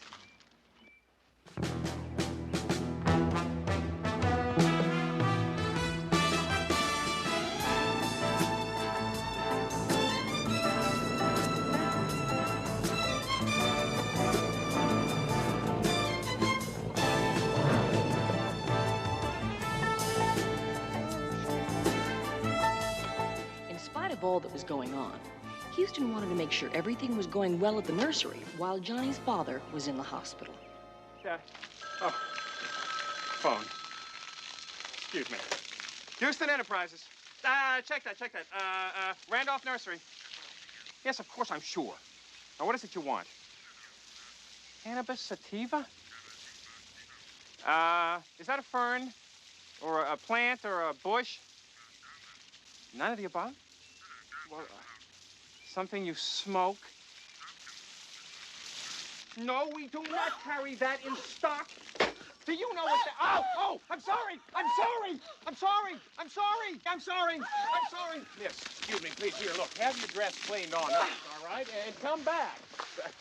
And bring an umbrella. Murray. I'm sorry. Houston, I need help. Murray, Beverly Hills is full of shrinks. Not that kind of help.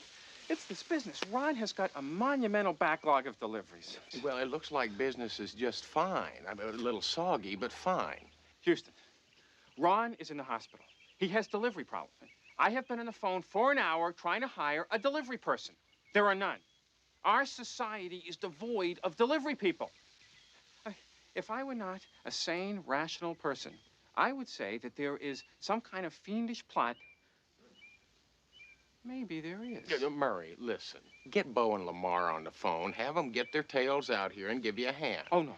No, please. Now, listen. Murray. Now, it's either Bo and Lamar or a shrink, and shrinks cost $85 an hour. Now, if CJ calls, you tell her I'm at the hospital visiting Ron. Now, you just take it easy, Murray. Sorry.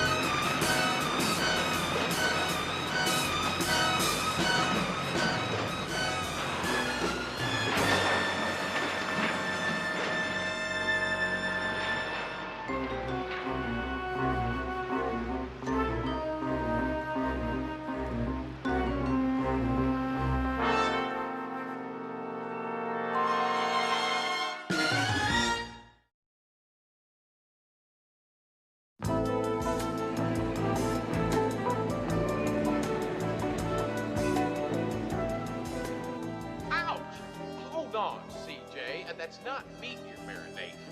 Ow! CJ, you're trying to kill me or something. CJ!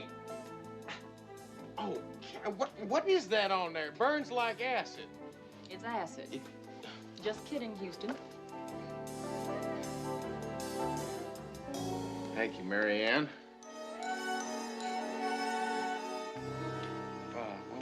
Did you see the look? What's wrong with Mary Ann? What's wrong with Mary Ann is her name's Alex. Oh. Ouch! CJ! Houston, would you stop being such a baby? Baby, that reminds me, I knew there was something else we could be doing besides this. She's all programmed and ready to go.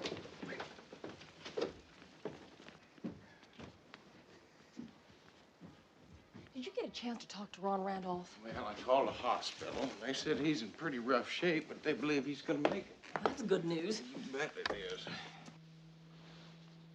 Okay. What do we got? Hello, baby.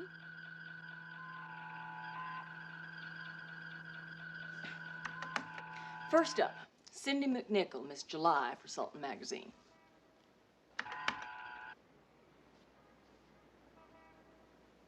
You don't suppose Baby's got a copy of the centerfold in there?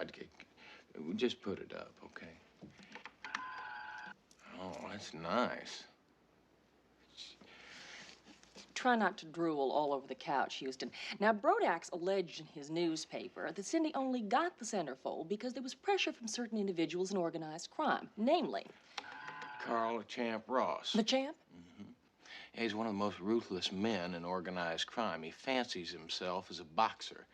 His most recent stint in Leavenworth, he had a standing invitation to $10,000 for anyone who could stay in the ring with him more than 3 rounds. Anybody ever take him up on it? Only the slow-witted ones. Yeah, who's next? The Amazing Graham, magician. And one of the most popular in the country until Tattletale printed an article saying he was a bigamist. Married 3 women at the same time. Apparently has put quite a crimp into his bookings. Yeah, not to mention the alimony. And last but not least, Wally Hanrahan. Con artist extraordinaire. Used to work for Brodax. In fact, used to come up with all kinds of circulation-building gimmicks.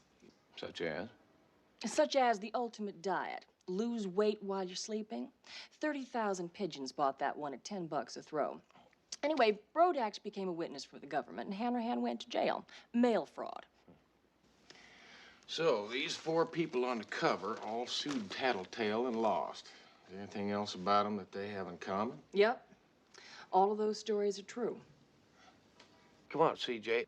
I think it's time we go see Mr. Hanrahan.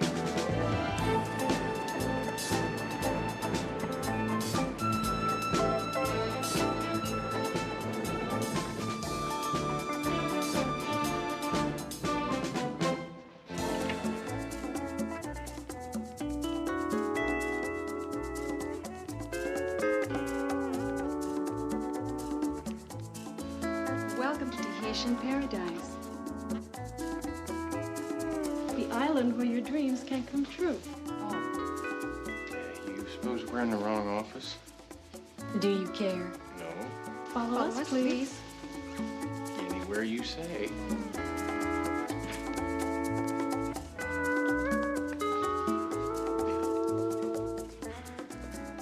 Aloha, my friends. Welcome to the quiet and serenity that can only be found at Tahitian paradise. Welcome to the opportunity to own your own piece of a tropical South Sea island.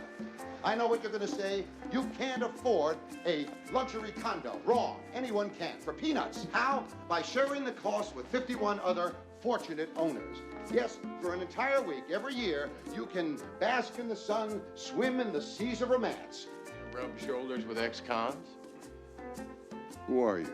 My name's Matt Houston. This is C.J. Parsons, my associate. We'd kind of like to talk to you about Al Brodax. Oh. Sorry, kids. False alarm. Take 10. Brodax, huh? Yeah, well, I heard somebody try to kill him this morning. Too bad they missed. We understand he isn't your favorite person. I made his paper with my promotions. And then you made one promotion too many. The Ultimate Diet. Yeah, well, Brodax was in it as much as I was. Only he kept better records. I guess you might say he was smarter than me in those days, see? I trusted him. Sounds like a good motive for murder. Sure it does. And I would have killed him 3 years ago when I first got indicted, or even after I got out of jail. But now, are you crazy? This Tahitian paradise thing is a gold mine. And legit. Well, Brodax swimming pool had to be wired sometime last night. I don't suppose you'd mind telling us where you were last night. Leilani? Kamalani? The gentleman wants to know where I was last night.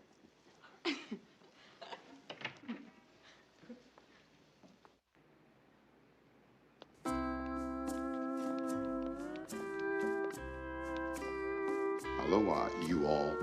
Aloha, my friends. Welcome to the quiet...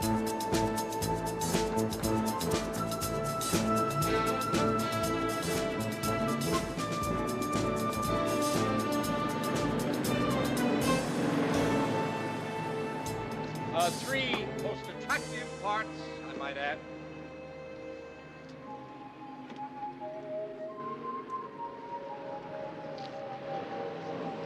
Etc. Bravo, bravo. Let's get in front of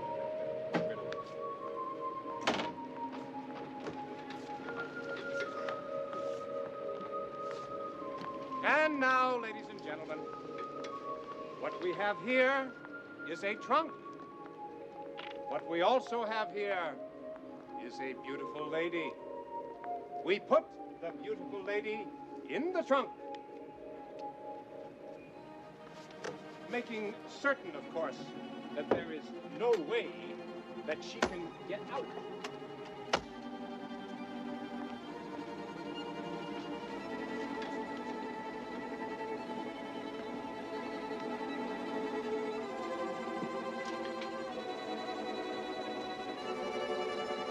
One, two, Three!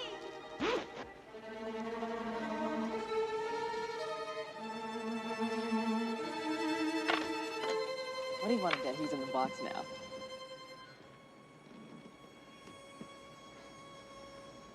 That is really amazing. Yeah. I'm also a mind reader, and I'm getting a name. Dallas? No, Houston. Matt Houston. Yeah, Vince Novelli told you I'd be coming by. Now you know one of my secrets. Yeah, this is C.J. Parsons. Ah, for you. Sorry about that. Do you mind? Well. Let me try this again. For you. Thank you. Here, I'll get rid of that.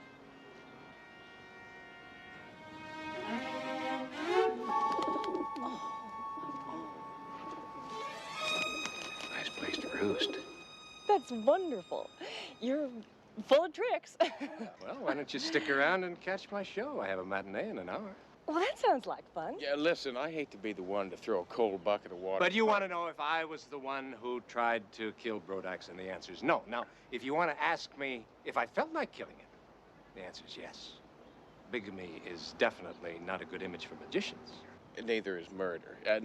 Which leads me to the classic question. I left this theater at midnight and went straight home.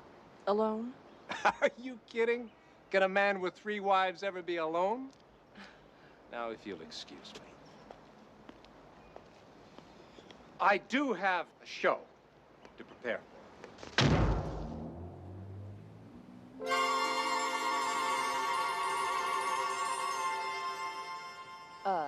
Houston, would you do me a favor? What's that? Don't ask me to follow that man. Right.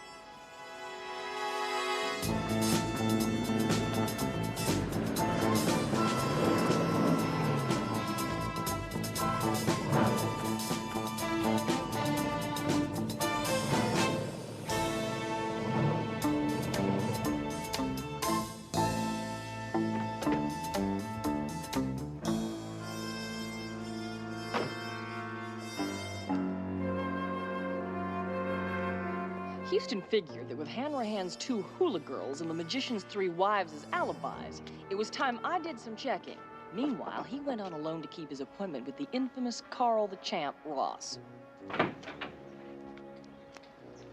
Yeah? I'm Matt Houston. I believe I've got an appointment. Oh, yeah, Houston.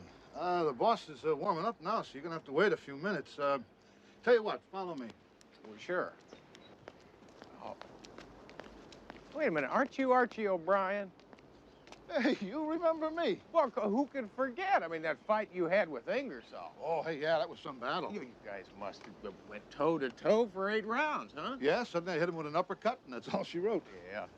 Well, you're working for Carl Ross now. Oh, yeah, I kind of help him work out. You know, I spar with him, you know. And he likes me. I let him win. What kind of boss is he? Mr. Ross is very good to me. Look, why don't you, you can wait in here, and somebody will be back to pick you up in a minute. Thank you. I know King Tut. He does have a blue aura. You can't see it, but it's there. Is that bad? Oh, no, it's very good. In fact, King Tut always barks at people with blue auras. It means you have good karma. Let me ask you a question. My spirit is willing. What is that contraption there? It's a pyramid, a metaphysical miracle discovered by the Egyptians thousands of years ago and then forgotten. What's it do? Keeps me at peace with the world. You must be the man who is coming to talk about Al Brodax. Right, yeah. My name is Cindy McNichol. I know. I recognize that your face is familiar. Care to hear what I think? Sure. I think Brodax was asking for it. He's a vulture, and somebody should take him out and shoot him. Mr. Ross will see you now. I enjoyed sharing my peace with you. Like, me too.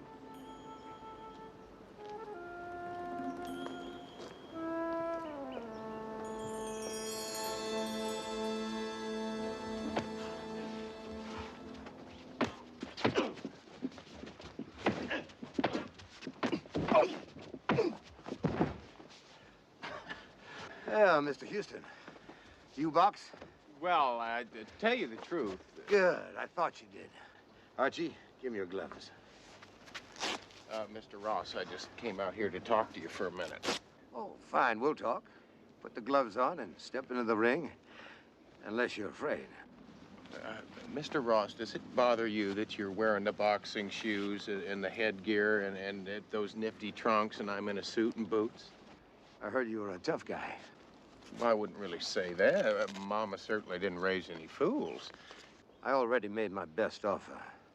Step into the ring and then we'll talk. You know, you interest me, Mr. Houston. You're one of the few people on Earth that has more money than I do. And yet you run around playing cops and robbers. Now, why is that? Because I enjoy it. Your enjoyment's gonna get you hurt. Watch him. He uses every dirty trick in the book. Suppose I ought to tell you the house rules. There aren't any. Mr. Ross, I believe you just stepped in it.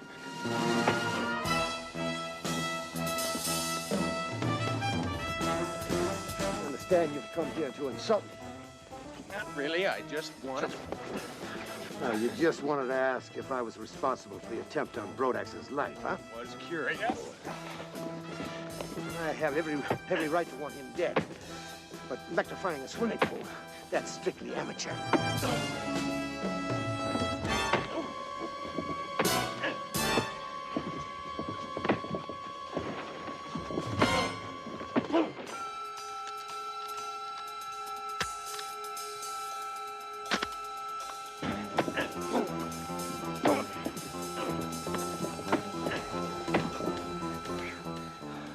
If I wanted a man dead, I'd have him shot.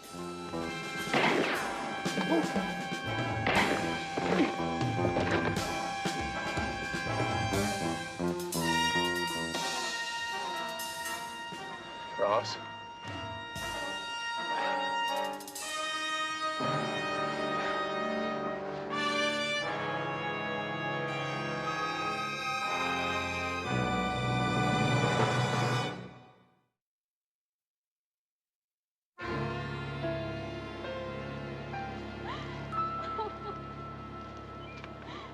If I find out who did this, I will kill him. I swear I'll kill him. You were right, Houston. Shot came from over the hill over there. Had to be an expert. It's over 300 yards. Vince, the whole thing doesn't make any sense. I mean, up to now, we knew our killer had to be somebody with a grudge against Brodax. Yeah, somebody hurt by his paper. That's right. And then someone tries to get me at the nursery yesterday, and now they got one of our suspects. Lieutenant, they tell me I need your permission to get a photograph of Ross's remains. You also need my permission to be on the scene of the crime. You have neither. Now leave. You trying to hide something from the press? The American public has a right to know. Put your flag away and get off this property before I arrest you. For what? For being obnoxious on the scene of a crime. Now beat it. Okay, I'll go. But don't think you can hide anything from me. Tattletale is America's watchdog. Vince, I didn't know you had a temper.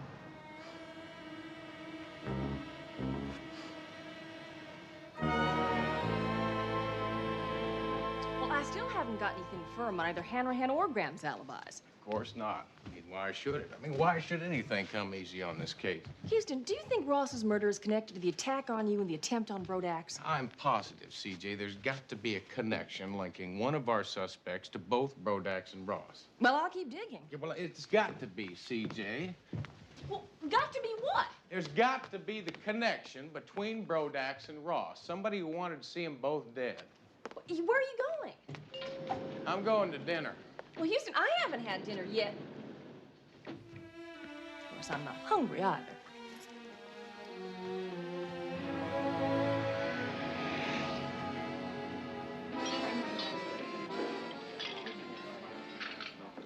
Your aura is bluer than ever. Well, thank you, Cindy. Listen, we need your help. Vince and I think that you're our only possible link to Brodax and Ross. You see, you were living with a gangster, and Brodax let this entire country know through that scandal sheet of his. Things change. I'm now undergoing a rebirth of consciousness, motivation, and intent to all my fellow men. Well, that's swell, Cindy. I think what Vince is trying to say is that we figure you might have attracted a self-appointed savior somewhere along the line. Like your father, brother, old boyfriend. Yeah, someone who loved you enough, someone who didn't like the way you were being treated by those fellas. You believe that Carl was murdered and someone tried to kill Mr. Brodax because of me? Well, we think that's very possible. Now, how do you feel about that? Forgive me. Meditation teaches one to observe matters from a distance. No, sit. Lost her again, Vince. Allora, did you decide what to order? Mama, you order, please. Oh, no. When I decide, you always complain it's too much food, it's too much this, too much that.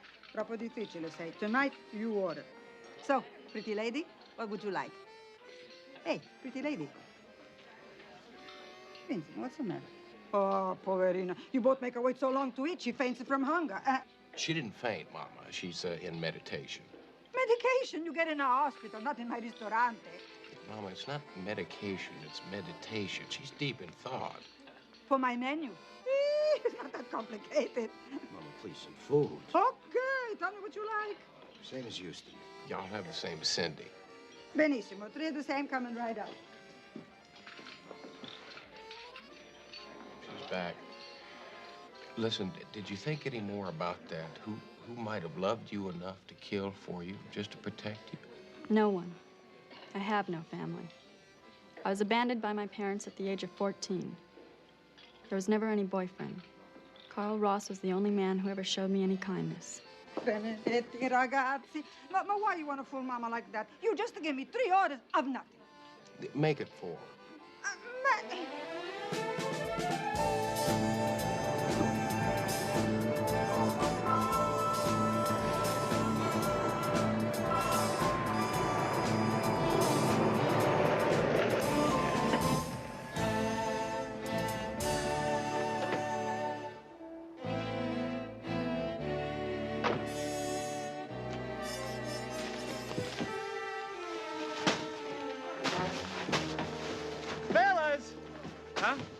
No, listen, I got your order right here. No problem.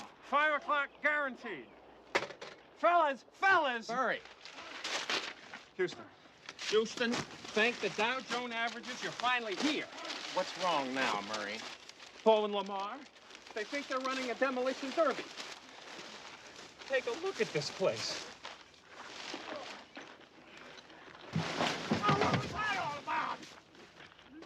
Hey there, Johnny. Just the man I'm looking for. I am? Yeah. Tell you, I wanted to ask you a couple of questions. Listen, don't you worry about old Bo and Lamar there. They'll make everything up, I can guarantee you. Listen, I saw your dad at the hospital this morning. They say he's getting better. Yeah, that's right. See, I needed to ask him a couple questions about what happened to him the other morning, but he was still sleeping. Well, I was there.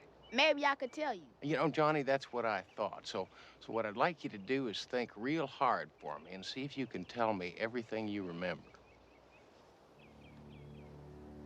Well, we were planting flowers, and Mr. Brodax came out for his morning swim. And he was talking to some reporter guy. Can you tell me what they said? Something about a girl eating fire. And then his papers fell into the pool, and he started yelling at my dad to get them out. He said they were an article that he worked on all night. Huh. Article. That's what he said. That means something? Houston, it's phone for you.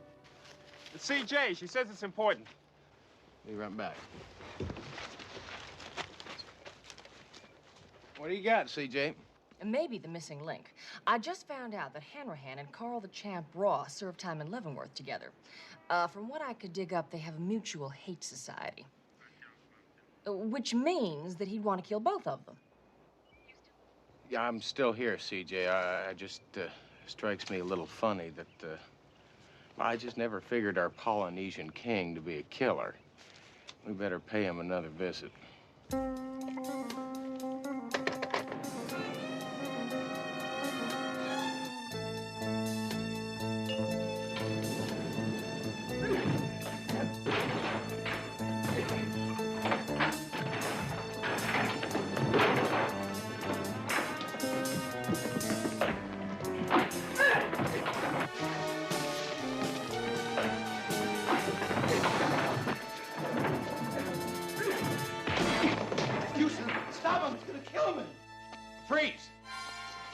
Freeze? Why?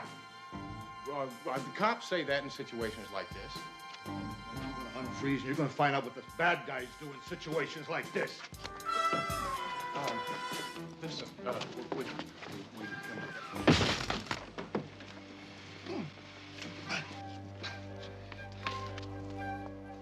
now that I've got your attention, let me ask you a question.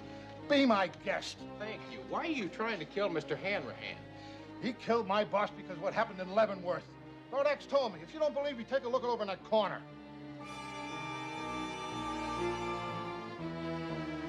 I never saw it before. I swear to you, I never saw that gun before.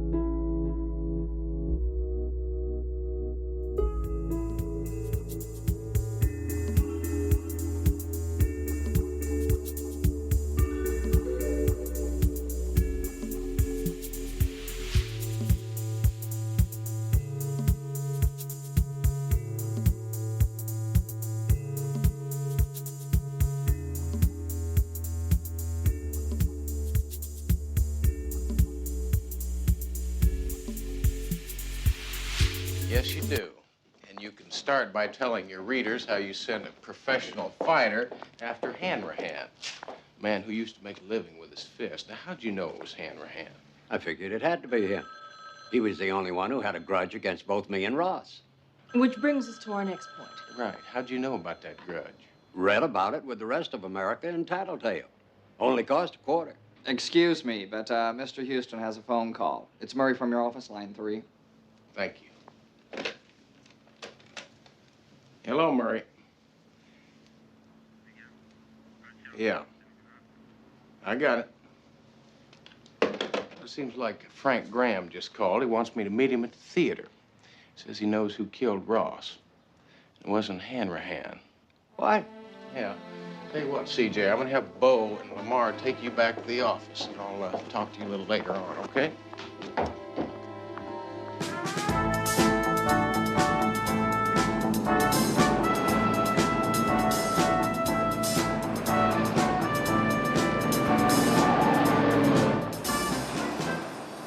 And as you can see, ladies and gentlemen, the cage is absolutely empty. Empty. But now, with a few magic words and perhaps a little bit of luck, let's see what we can do.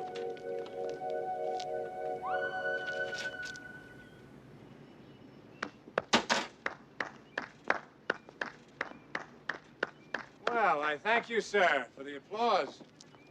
Small but very discriminating audience. Yeah, well, my office tells me that you're in a position to incriminate. They tell me that you know who killed Ross. Indeed, I do. And when you hear my evidence, you'll be convinced as well. The murderer is Al Brodax. That's very good, Maestro.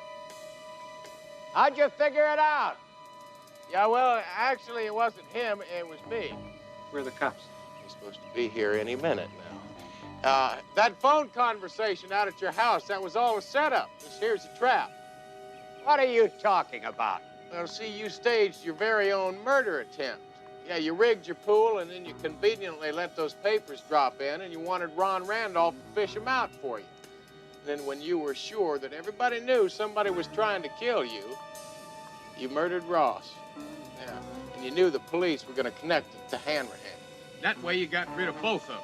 I'd have gotten away with it, too, if you hadn't stuck your nose in it. What are we going to do? I'm not real sure. You're the magician. Why don't you just disappear us out of here? You're probably wondering where you slipped up, aren't you? Well, I'm going to tell you. It was the papers in the pool. See, I found a piece of that paper on the bottom of my boot the other day, and it was blank. It bothered me an awful lot, because you told Ron Randolph that it was an article that you'd been working on all night. The trunk has a trap door. Oh, good. I'll tell you what. I'll distract him, and you make a run for it. Now.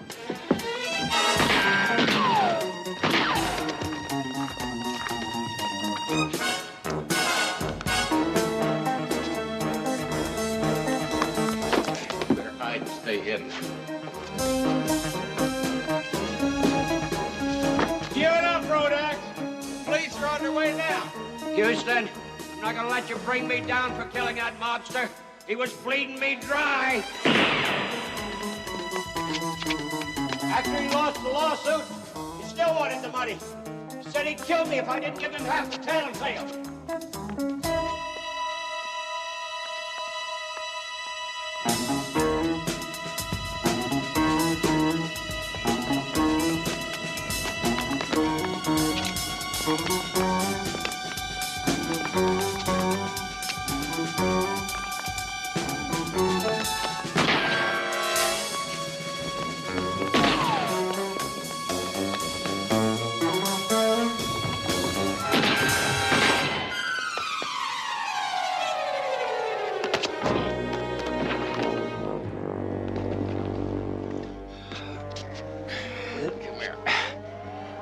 Something. If Mr. Pulitzer ever gives a prize for malice, you're going to have it all sewn up.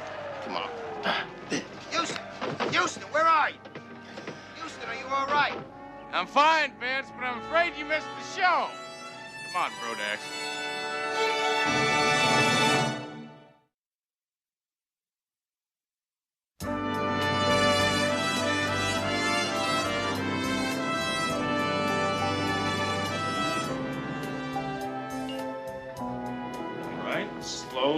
Slowly, stay together now. That's it, perfect. Just relax. Murray, well, Murray, what in the Sam Hill is going on here? How do you know? Know what? That's my name, Samantha Hill. Is it really? Before you say another word, did you or did you not say no business at the ranch? Huh? Did you, huh? Yeah, I did. Which means business is to take place at the office. And dinner takes place in a restaurant. Hungry? A little bit. All right, ignore me. Send me away. Hang me by my heels for looking after your interests. Crucify me for my responsibility. Murray, don't be so melodramatic. Houston was just talking about you. He was? Yes, he was. Yes, I was, Murray. And I was just telling CJ about how I was going over the facts and figures on the company that you left me. Really? Well, yeah, really, Murray. See, now I think it's a dandy little company. Now, if the numbers are right, I think... The numbers are more than right. Houston, the guy who owns the company is a genius when it comes to designing jeans, but he is a babe in the woods when it comes to money. I'm telling you, Houston, we can steal this company. Oh, no, we can't. We can't? No. See, you can't steal anything you already own. See, I bought half interest in that company this morning. See, it's just like you said, Murray. The man's a genius, and he's probably a pretty nice fella, and we wouldn't want to steal something from somebody like that, now would we? Not me.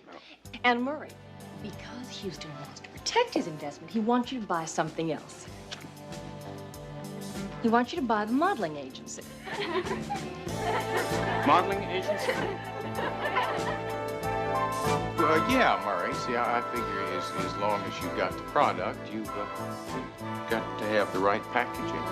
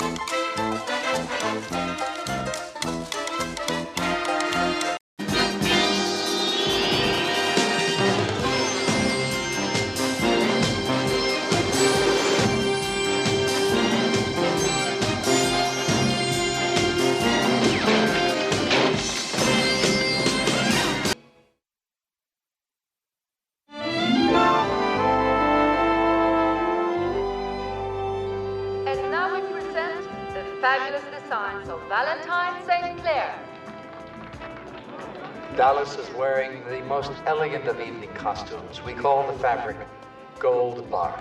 It's romantic, it's light, it moves, and it whispers in the wind to give you a much more romantic feeling. The dress underneath, the perfect frame, the absolute frame for the woman's own jewelry.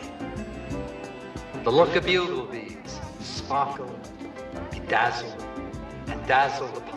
They look at this woman as if to say, she's a tiger, she's alive, she's vital, and she moves into your life with the same romantic, beautiful opulence. Renee, have Charlene Teaster and Betty straighten out your sash. Vera, this is the last time I'm going to warn you. You get those girls out on cue, or I'll find someone who can do it. Look, you don't... Move it! Vera, try not to take him so serious. He's under a lot of pressure. Yes, I know, Mr. Garth.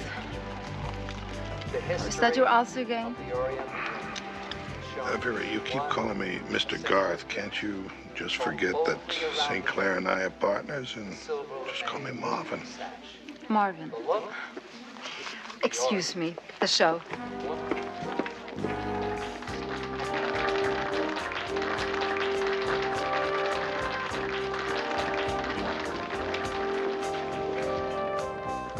St. Clair. I told you to stay out front. Keep out of the way. I'll stay where I damn well please. Garth, take my advice. From now on, be my silent partner.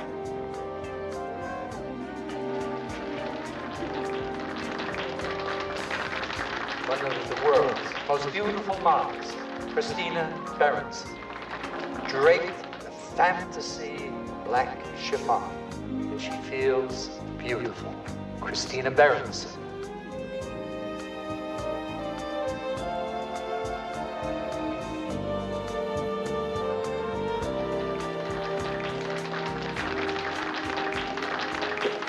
Christina, all those superlatives I just said about you, don't take them too seriously.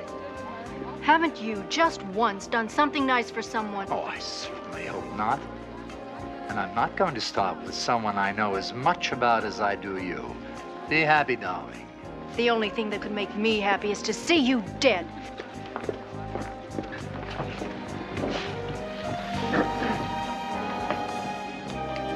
tried to pretend, Vera, just for the next few minutes, that you don't hate me as much as they do.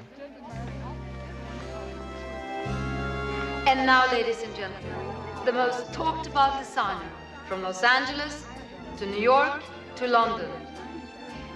The incredible Valentine St. Clair.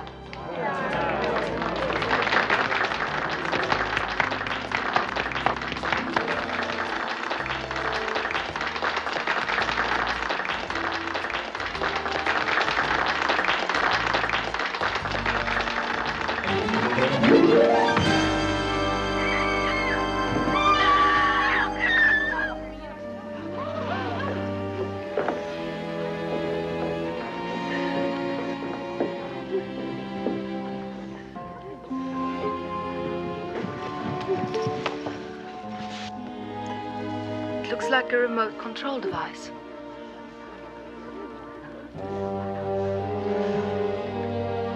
He's dead.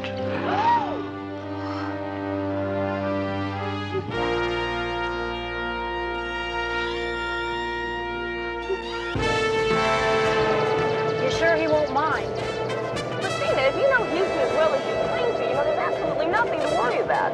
Nothing to worry about? I wouldn't exactly call a first-degree murder charge nothing to worry about. Besides, it's been a while since Houston and I haven't seen him in a while. I think you're putting the cart before the horse. Lieutenant Novelli isn't having you arrested. He simply wants you available. But everybody knows how I felt about Valentine, and a lot of people heard me say I wanted to see him dead. That would make you a prime suspect.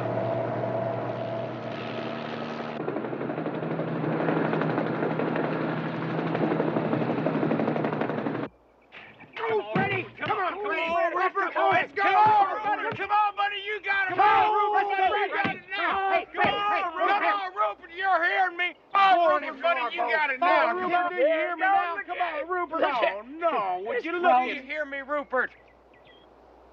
Let's go get the... Oh, now, come on.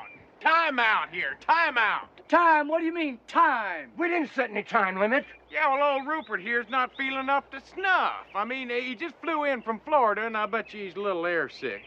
Jet lag or something. Frogs don't get jet lag. Well, this one does. Now, I mean, he's real sensitive. He comes from a long line of champions, fellas. He's a real thoroughbred, and I bet you he's got some Arabian in him, don't you? I don't care. You can't call a race in the middle. It just ain't fair. What are you going to do, Houston? You going to forfeit? Well, no, sir. Old Rupert can jump circles around your frog. Well, how'd you like to put your money where your frog is?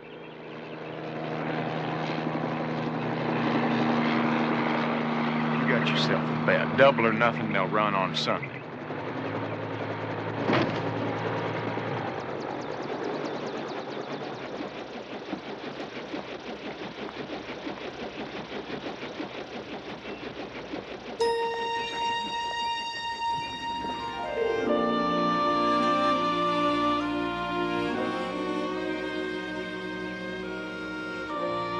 Hello, Rooster. Hello, Squeaky. Rooster and Squeaky. It's been a while. I bet you it's been 6 years, hasn't it? Let's go back to the office and get some lunch.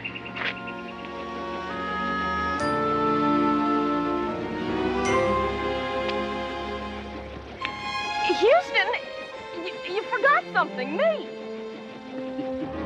One thing's for sure, Rupert's legs are probably better for eating than for jumping.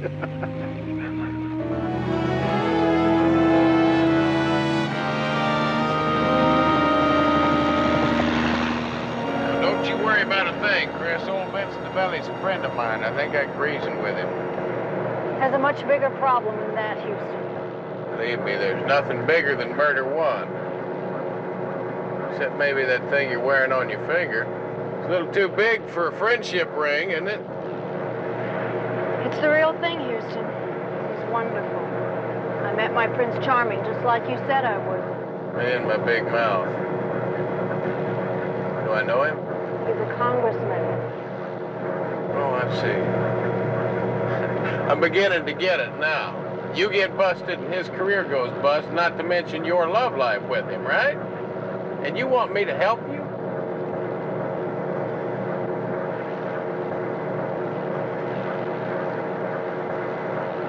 Now what the hell?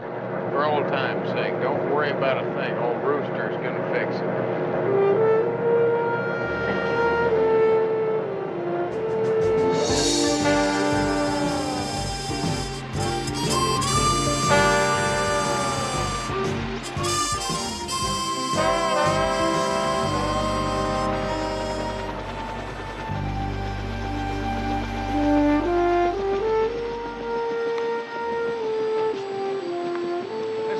I don't quite understand is this deal with the remote control device, you know? Well, the lieutenant thinks it might have launched the arrow that killed Valentine. Well, how'd you end up with it? I don't know. It was all in the commotion. Valentine was lying there dead, and people are screaming, and all of a sudden I felt something drop by me on the floor. Right there on the floor. It was the remote. I'll tell you what, why don't we skip lunch? Then you go back to the hotel and get some rest. I'll get cracking on this thing. Houston, I didn't do it.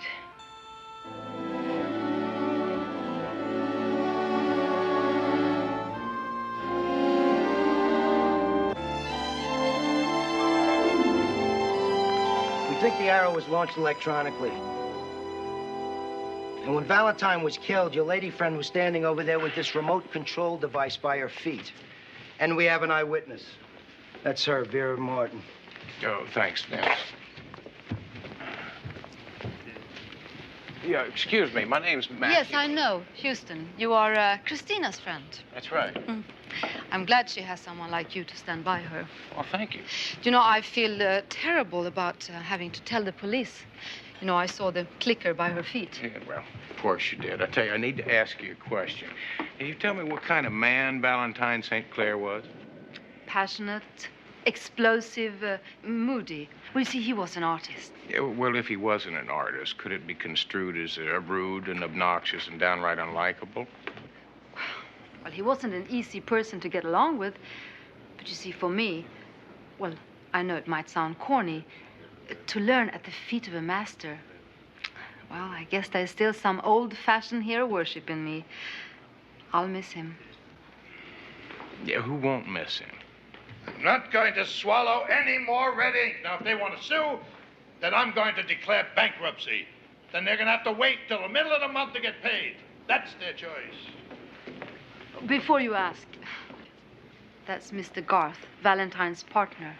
Yeah, will he miss him?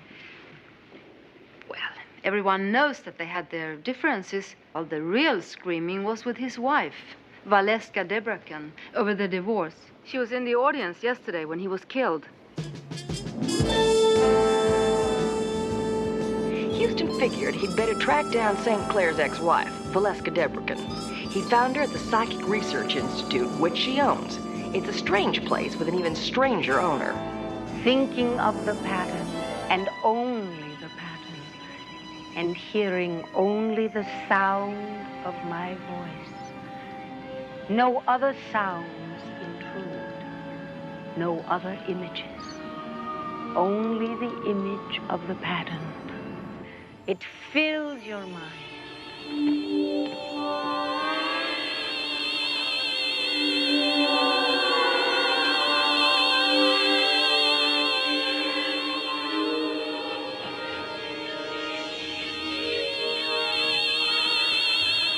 Well, would you look at that? That's fantastic.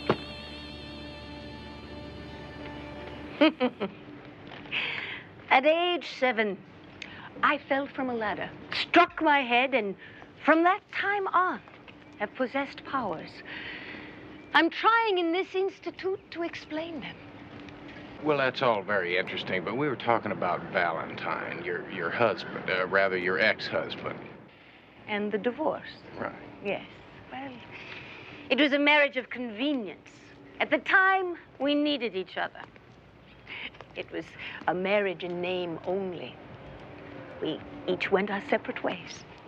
Well, folks have been saying that you two were doing an awful lot of shouting, that things were getting a little bitter. Valentine lived his life at the top of his voice, but I really fail to see how I can help your client, Mr. Houston. I was one of those who heard her threaten to kill my husband. Yeah, well, you were at the showing yesterday. Why was that? To wish Valentine luck. I still do own a piece of the company. It helps fund my research. What?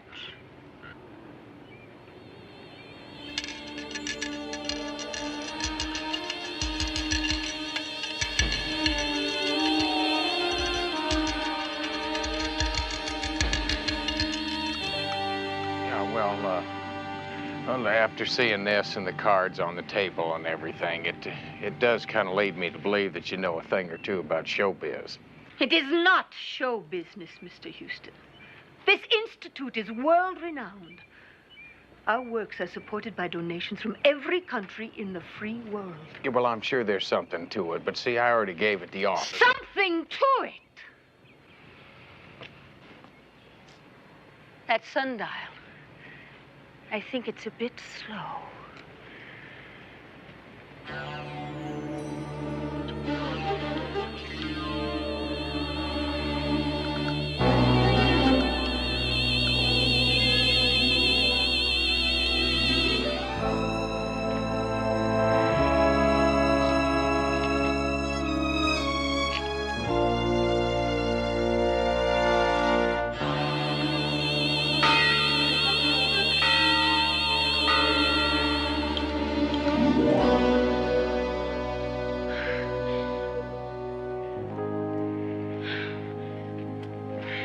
Tricks, Mr. Houston. Magicians and jesters perform tricks.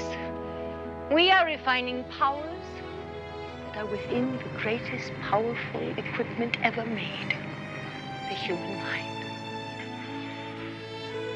And now I think you'd better go. Okay.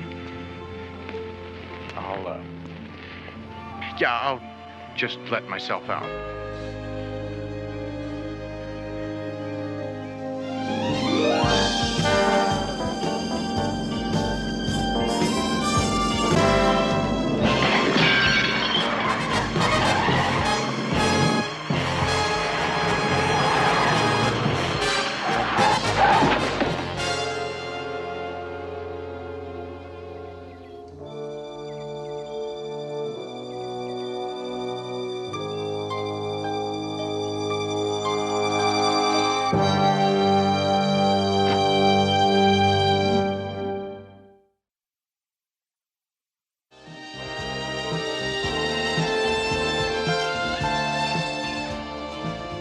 Something, CJ. Now, I'm less than partial to being shot at, and I'd just as soon we find out who did it before they try it again. Well, let's see if Baby did the homework I assigned for. Let her rip. Marvin Garth, former accountant. About 4 years ago, he poured everything he had into St. Clair's company. Now, the profits are marginal, but Mr. Garth is living a mite high on the hog. How high? Bankruptcy high. Until St. Clair's death, he is now the sole beneficiary of a $1 million life insurance policy. Well, $1 million is a good reason for murder. You bet. You sure are glad to see her, aren't you? Who? Squeaky. Next picture, CJ. Vera Martin, about 2 years ago, she became St. Clair's assistant. Very talented, very ambitious lady. Some people say that she's a lot more talented than her late unlamented boss. Well, ambitious ladies have been known to kill before. What's next? Valeska Debrican, St. Clair's ex-wife. Oh, yeah, well, you can cross her off your list. I tell you, this lady does not need an electronic gizmo to kill. Mind control tricks? Yeah, I mean, I saw that lady do some things that give a whole new meaning to the word spooky. Does it now? Are you sure it wasn't just an illusion? Houston, she used to be in showbiz. Before she launched that Psychic Institute, she was a hypnotist. Used to call herself Madame Valeska. Now, wait a minute. What are you trying to tell? You mean you're trying to tell me that I didn't really see what I saw and that she planted all that in my mind? Well, let me put it to you this way, Houston. There are some women that can make a man think just about anything they want. Speaking of which, why don't you tell me about Squeaky, Rooster? Were you engaged or what? Can I be real honest with you, CJ? Shoot. All right. I'll tell you something. I have only really loved, and I mean really loved, once in my life. was so complete, so deep. I just don't think I'm ever going to be able to match that again. Christina's that good? Christina? I'm talking about Rupert. My frog. Houston, where are you going now? To a fashion show. You mean to see Squeaky, don't you?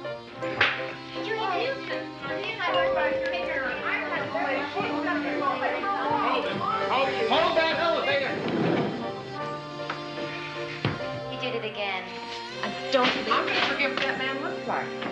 Houston, you have got to read these merger papers. We are already 1 week late. Well, Murray, what are we wasting our time on this puny little merger for when Rupert so desperately needs your help? Rupert. What firm is he with? Rupert's a frog that won't jump, which might mean you're in a lot of trouble, Murray. Me? Trouble? I never even met the frog. Well, you'll like him. I tell you what, you find the world's best frog expert and you put him in touch with me pronto. But Houston, no buts, Murray. Now, as soon as we get old Rupert jumping straight, then we'll talk about this little merger. Houston, where do I find a frog jumping expert? Call a frog. Christina Berenson is wearing the most opulent slither of a black dress, covered with its own chiffon stole, edged in feathers. The dress underneath is a shaft of feminine brilliance. Slip the stole down, and the world is treated to the most exciting woman alive.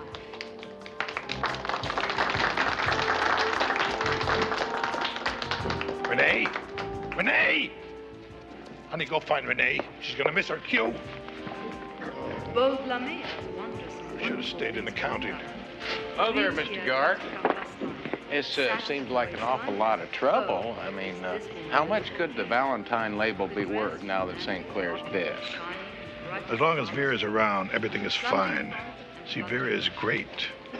She's the one that designed most of last year's bestsellers. Just that Valentine got all the credit. Well, if that's the case, Valentine's death is a pretty good break for you. And let's not get ridiculous. Fact of the matter is, St. Clair and I took out duplicate insurance policies, naming each other as the beneficiary. That's a very common practice between partners. Yes, Houston, I need money, but not enough to kill for it. Excuse me.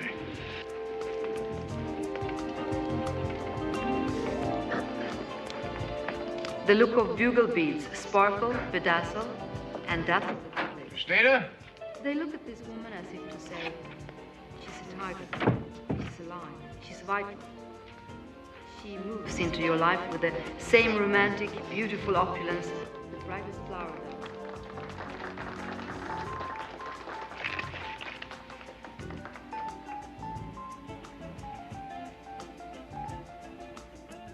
Our next model wears the Renaissance sleeve, the above-the-table romance of that lady says, I'm a woman. I'm proud to be a woman. I'm glad to be alive. Black chiffon, soft and gold. The look...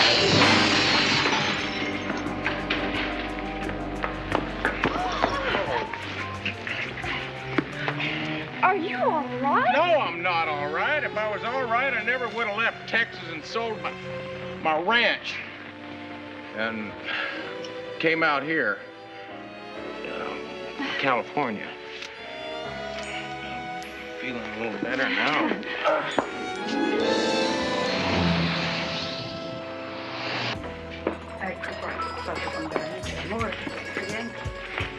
Ecco qua. A beautiful antipasto for a beautiful lady. Oh, thank you, Mrs. Novelli. Oh, all my friends call me Mama. And you're my friend, Belitza. Thank you, Mama. So, friend to friend, what's the secret, huh? I use all the same makeup as you do. Hey, how come you look like that and I look like this, huh? Huh? Hey, but 30 years ago, ooh, I'd have given you a run for your money.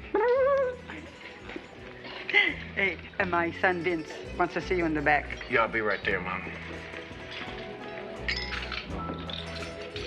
How can you be so calm? You were almost killed. Well, the only thing I'm concerned with right now is finding a killer. It never would have happened if you hadn't been trying to help me. what I'd like to say to you is thanks. Listen, would Rooster ever desert Squeaky? I mean, really, think about it. Houston, no matter what happens, promise me you'll always remember how beautiful it was between us.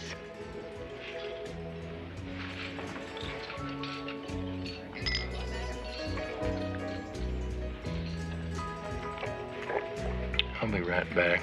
Don't you move.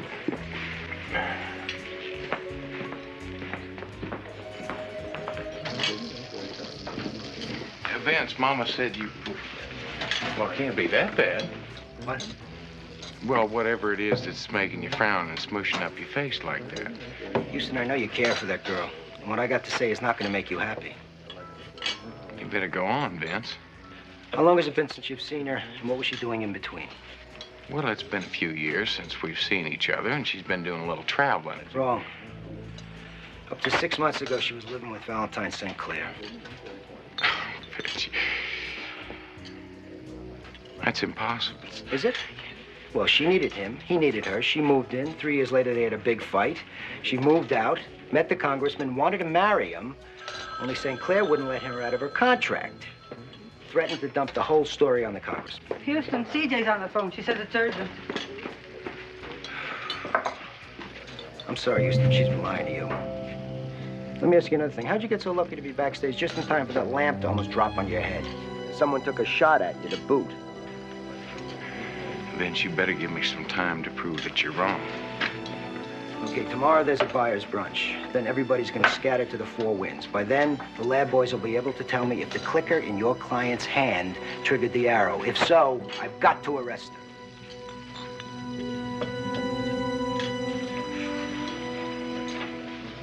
Hello, CJ.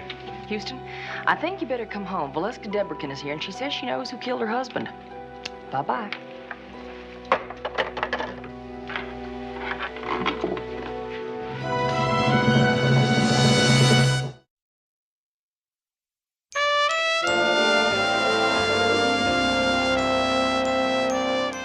It was Vera Martin, my husband's assistant or protege. As much as she said she loved him, I know he was going to fire her. Oh, is this another one of your psychic revelations? No, actually. I was going through my husband's things. He typically dictated notes to himself. Take a haircut, do this, do that. Fire Vera. Oh, and he had that vindictive streak in his voice, too. When he said fire Vera, he meant ruin Vera. He would have done it, too. And she had to know it. In a way, I really can't blame her. Well, thank you, Miss Valeska. I will make sure that Lieutenant Novelli gets this evidence right away. Oh, I knew you would. Yeah, my secretary will see you out. I know.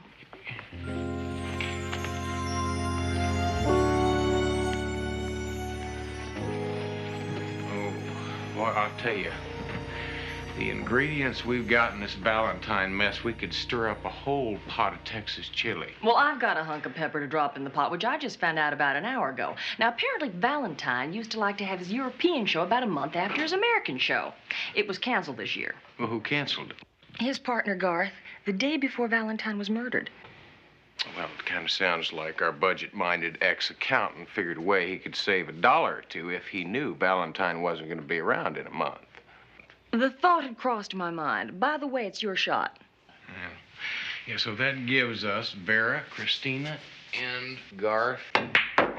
They've all got Mom. Mom? Yeah.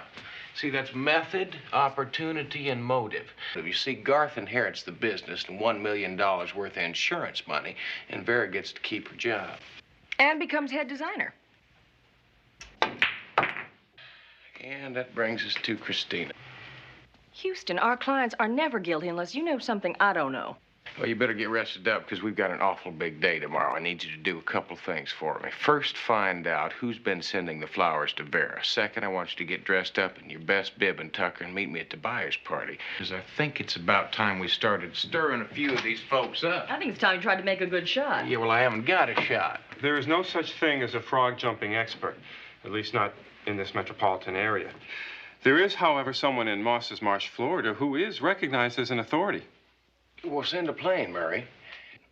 He only comes out of the Okefenokee at flood season, and the last flood was 1974. Hey, wait a minute. Are you trying to tell me we can't find him? Some say he's not a man at all, but merely a legend, walking the swamp when the moon... Murray, what is that? I can save you the reading. There are only two ways to make a frog jump: food or a predator. No tricks. There's no pep talk you can give them. I never heard of the Gipper, and they don't know from God and country. There's your shot. Where? 2-ball combination, 12-ball in the corner.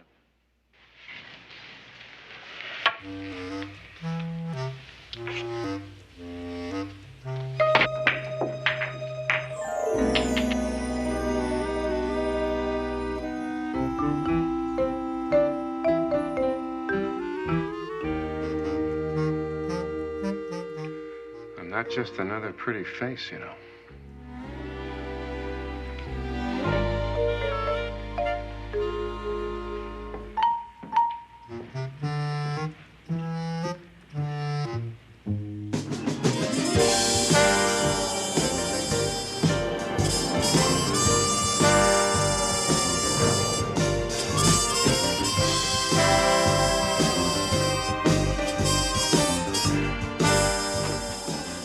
While I was checking out the florist to see who sent the flowers to Vera, Houston was off to the buyer's brunch to do some buying in his own fashion.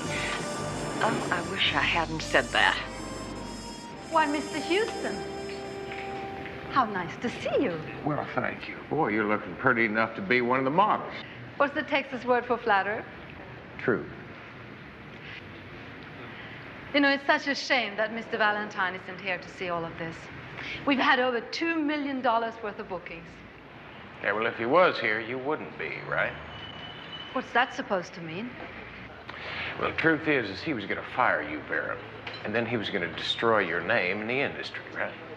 Now, you've got to admit, Vera, that's a pretty strong motive for murder, isn't it? He'd been promising me a partnership. And then he wouldn't come through. Of course he was going to ruin me. He wouldn't let me leave and compete against him. So he was planning to destroy my name to save his. Well, I guess you don't have to worry about that now, do you? Excuse me, Vera. Suzanne seems to be having a problem down there, and she said you're the only one that could solve it. Could you run back there for a second? Gladly. This conversation has ended anyway. Mr. Houston, I wish you wouldn't bother Vera. Well, listen, I just wanted to ask her a couple of questions. Which brings me to you. I need to ask you a couple, too.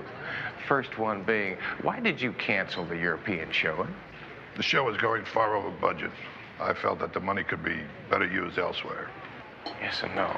Yes, I know that. See, the trouble is that you canceled it the day before Valentine died. Mr. Houston, I don't like your tone.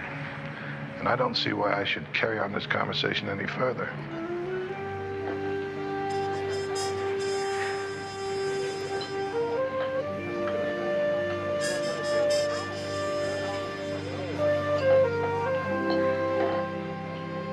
Isn't that silly? Excuse me, Mr. Houston, what a surprise.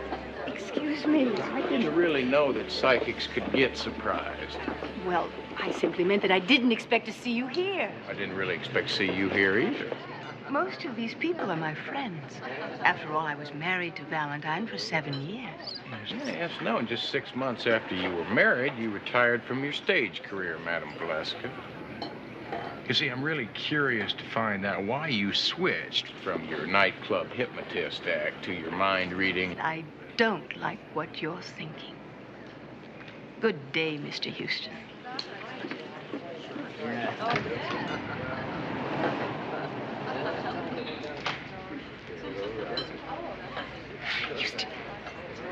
Houston. Did you find out who was sending the flowers to Vera?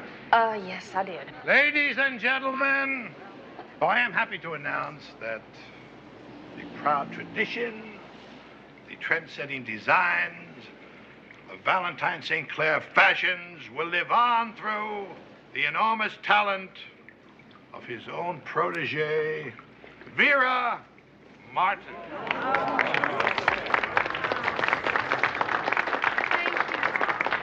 Thank you very much. And now, to whet your appetites for next season, I have a small preview. Christina, if you please.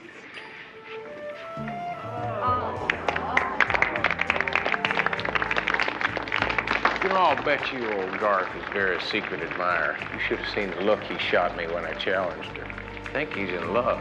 He just might be in love enough to protect her. Maybe even enough to kill Valentine for her. Good motive, wrong suspect, Houston. You're not gonna like this. Very secret admirer? Christina. Right. Sorry, Houston, but it's beginning to look more and more like she's the one who killed Valentine.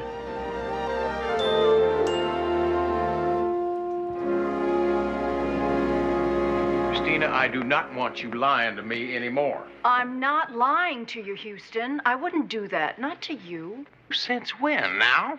Christina, those flower arrangements, you bought them with your credit card. I saw the receipts. Yes, I bought them, CJ. But I am not Vera's secret admirer. Garth asked me to buy those flowers for Vera. He's so shy and, well, he's very much in love with her. Christina, what was it you told me you've been doing for the last couple of years? Traveling. Wrong. You weren't. I was living with Valentine up until a couple of months ago when I met Brian. I couldn't tell him about Valentine, and I didn't want to tell you because I didn't think you would help me. You didn't think I was going to help you?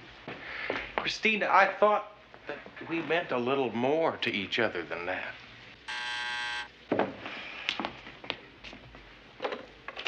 Hello? Hold on. It's Vince.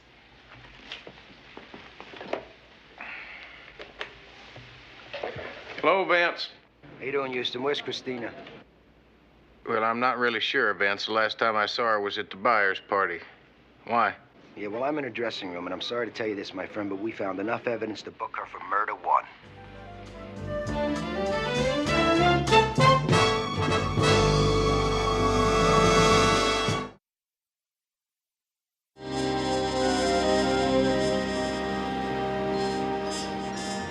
Found the stuff in the cushion. How convenient. Yeah, well, the wires match and the remote matches. That's the schematic of the actual work done. It matches. Christina's innocent. Now, Vince, this 7 proves it.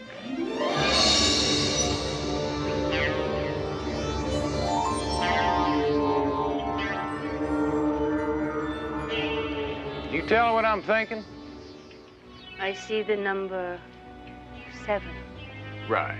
Now, I'm thinking Americans don't put slashes in them. Europeans do. So do you. And you're thinking that I planted the drawing in Christina's dressing room. Bingo. I'm also thinking that a handwriting specialist is going to be able to prove that you made those drawings. Prove that you murdered your husband.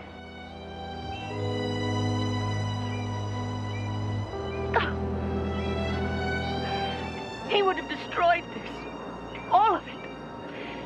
If the divorce settlement came through, they were going to sell this land. I hope you're not asking for sympathy. Because, lady, you're a killer. Hold it. Right there. You're not entirely factual when you were describing the murder of my husband. I had help, Mr. Houston. I would imagine it was for the same reason, money, right? That's right. Now that Valentine is dead, Valeska gets to keep the Institute. And I get all the insurance money plus the company. We were a team in the best sense, Mr. Houston. I planned the murder. Garth carried it out. It was all a trick. Just like everything here, a trick, right? Don't make the mistake of underestimating me, Mr. Houston. The mind is an extremely powerful instrument. You'd be surprised what mine is capable of. But then you remember we talked about the mind, its potential, how the mind is susceptible to suggestions, some more so than others. We have a problem, don't we? You know that we killed Valentine, but you're not going to tell anyone, are you? Look at me, Mr. Houston. Here. Take the gun.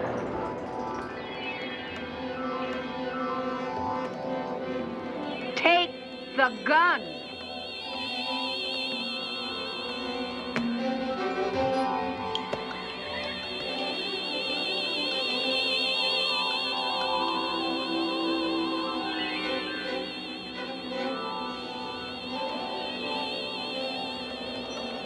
Now, Mr. Houston, look at me.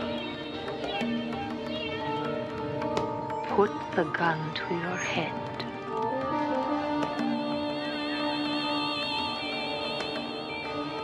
Isn't it a shame that when you discovered your beloved Christina was guilty, you decided to take your own life?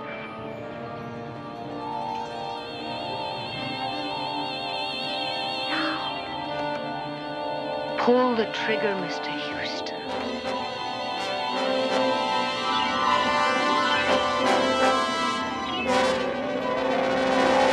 All right, the party's over, Witchy Poo. I believe this is what you call a Mexican standoff.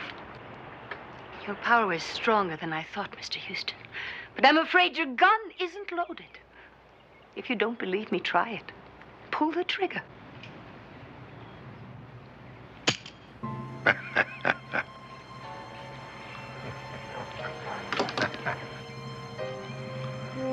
Sometimes her witch stuff works, and sometimes it doesn't. Now it's my turn. Oh, now, wait a minute. Look, before you shoot me, I want to tell you something. See, since I was here the other day, I've been practicing. You see that sundial there? Watch this.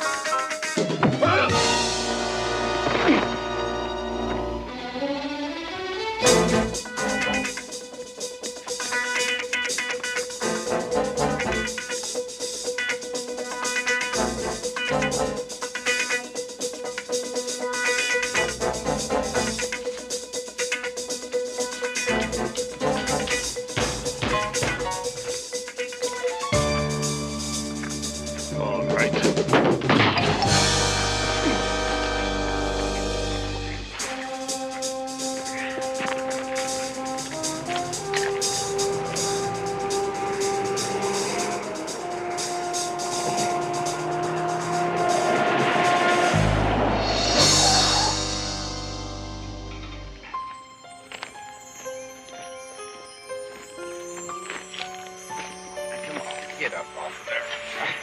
Come on. I'm tired of picking you up. Stop right there, Houston. Oh, come on, Valeska. I'm tired of your games. I'm too tuckered out. I don't want to play anymore. You may be tired, but the mind is never tired. It works even while you sleep. Is there a point to this lecture? Look above us, Mr. Houston.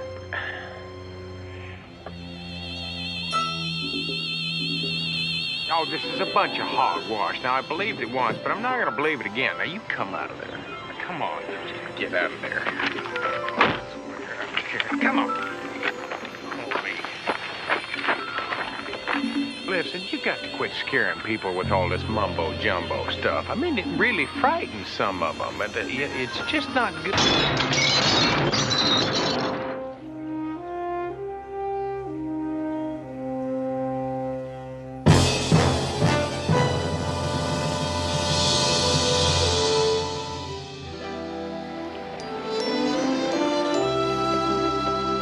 I remember the first time you brought me here.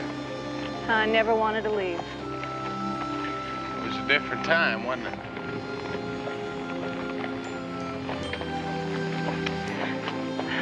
I'm not so sure I want to leave now. If you stay, you'll never really know, will you?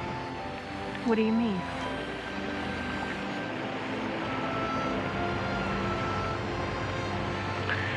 You know anything about frogs? I hate frogs. That's what I thought. Look at your clothes and your satin.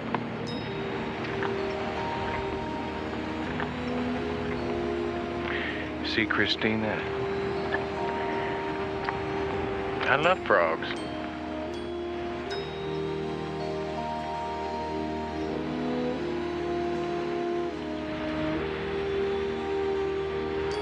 Bye, Rooster. Bye, Squeaky.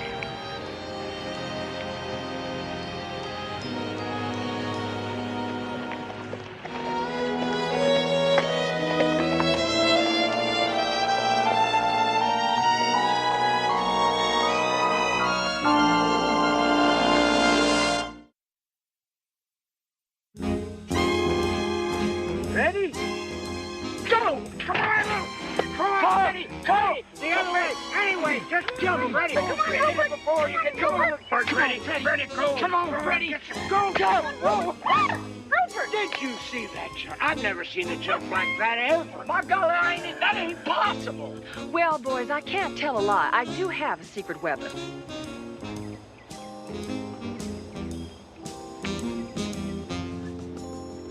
I want you to meet Hildegard. Now, being the official holder of the earnings, I'm going to announce that Houston and Rupert are the winners. Well, that's cheating. Using a female to lure a critter on. I don't know. I never seen any rules written down about it. Pretty slick item, Miss Parsons. You know something, Houston? There's an old saying. You gotta kiss a lot of frogs before you meet your prince.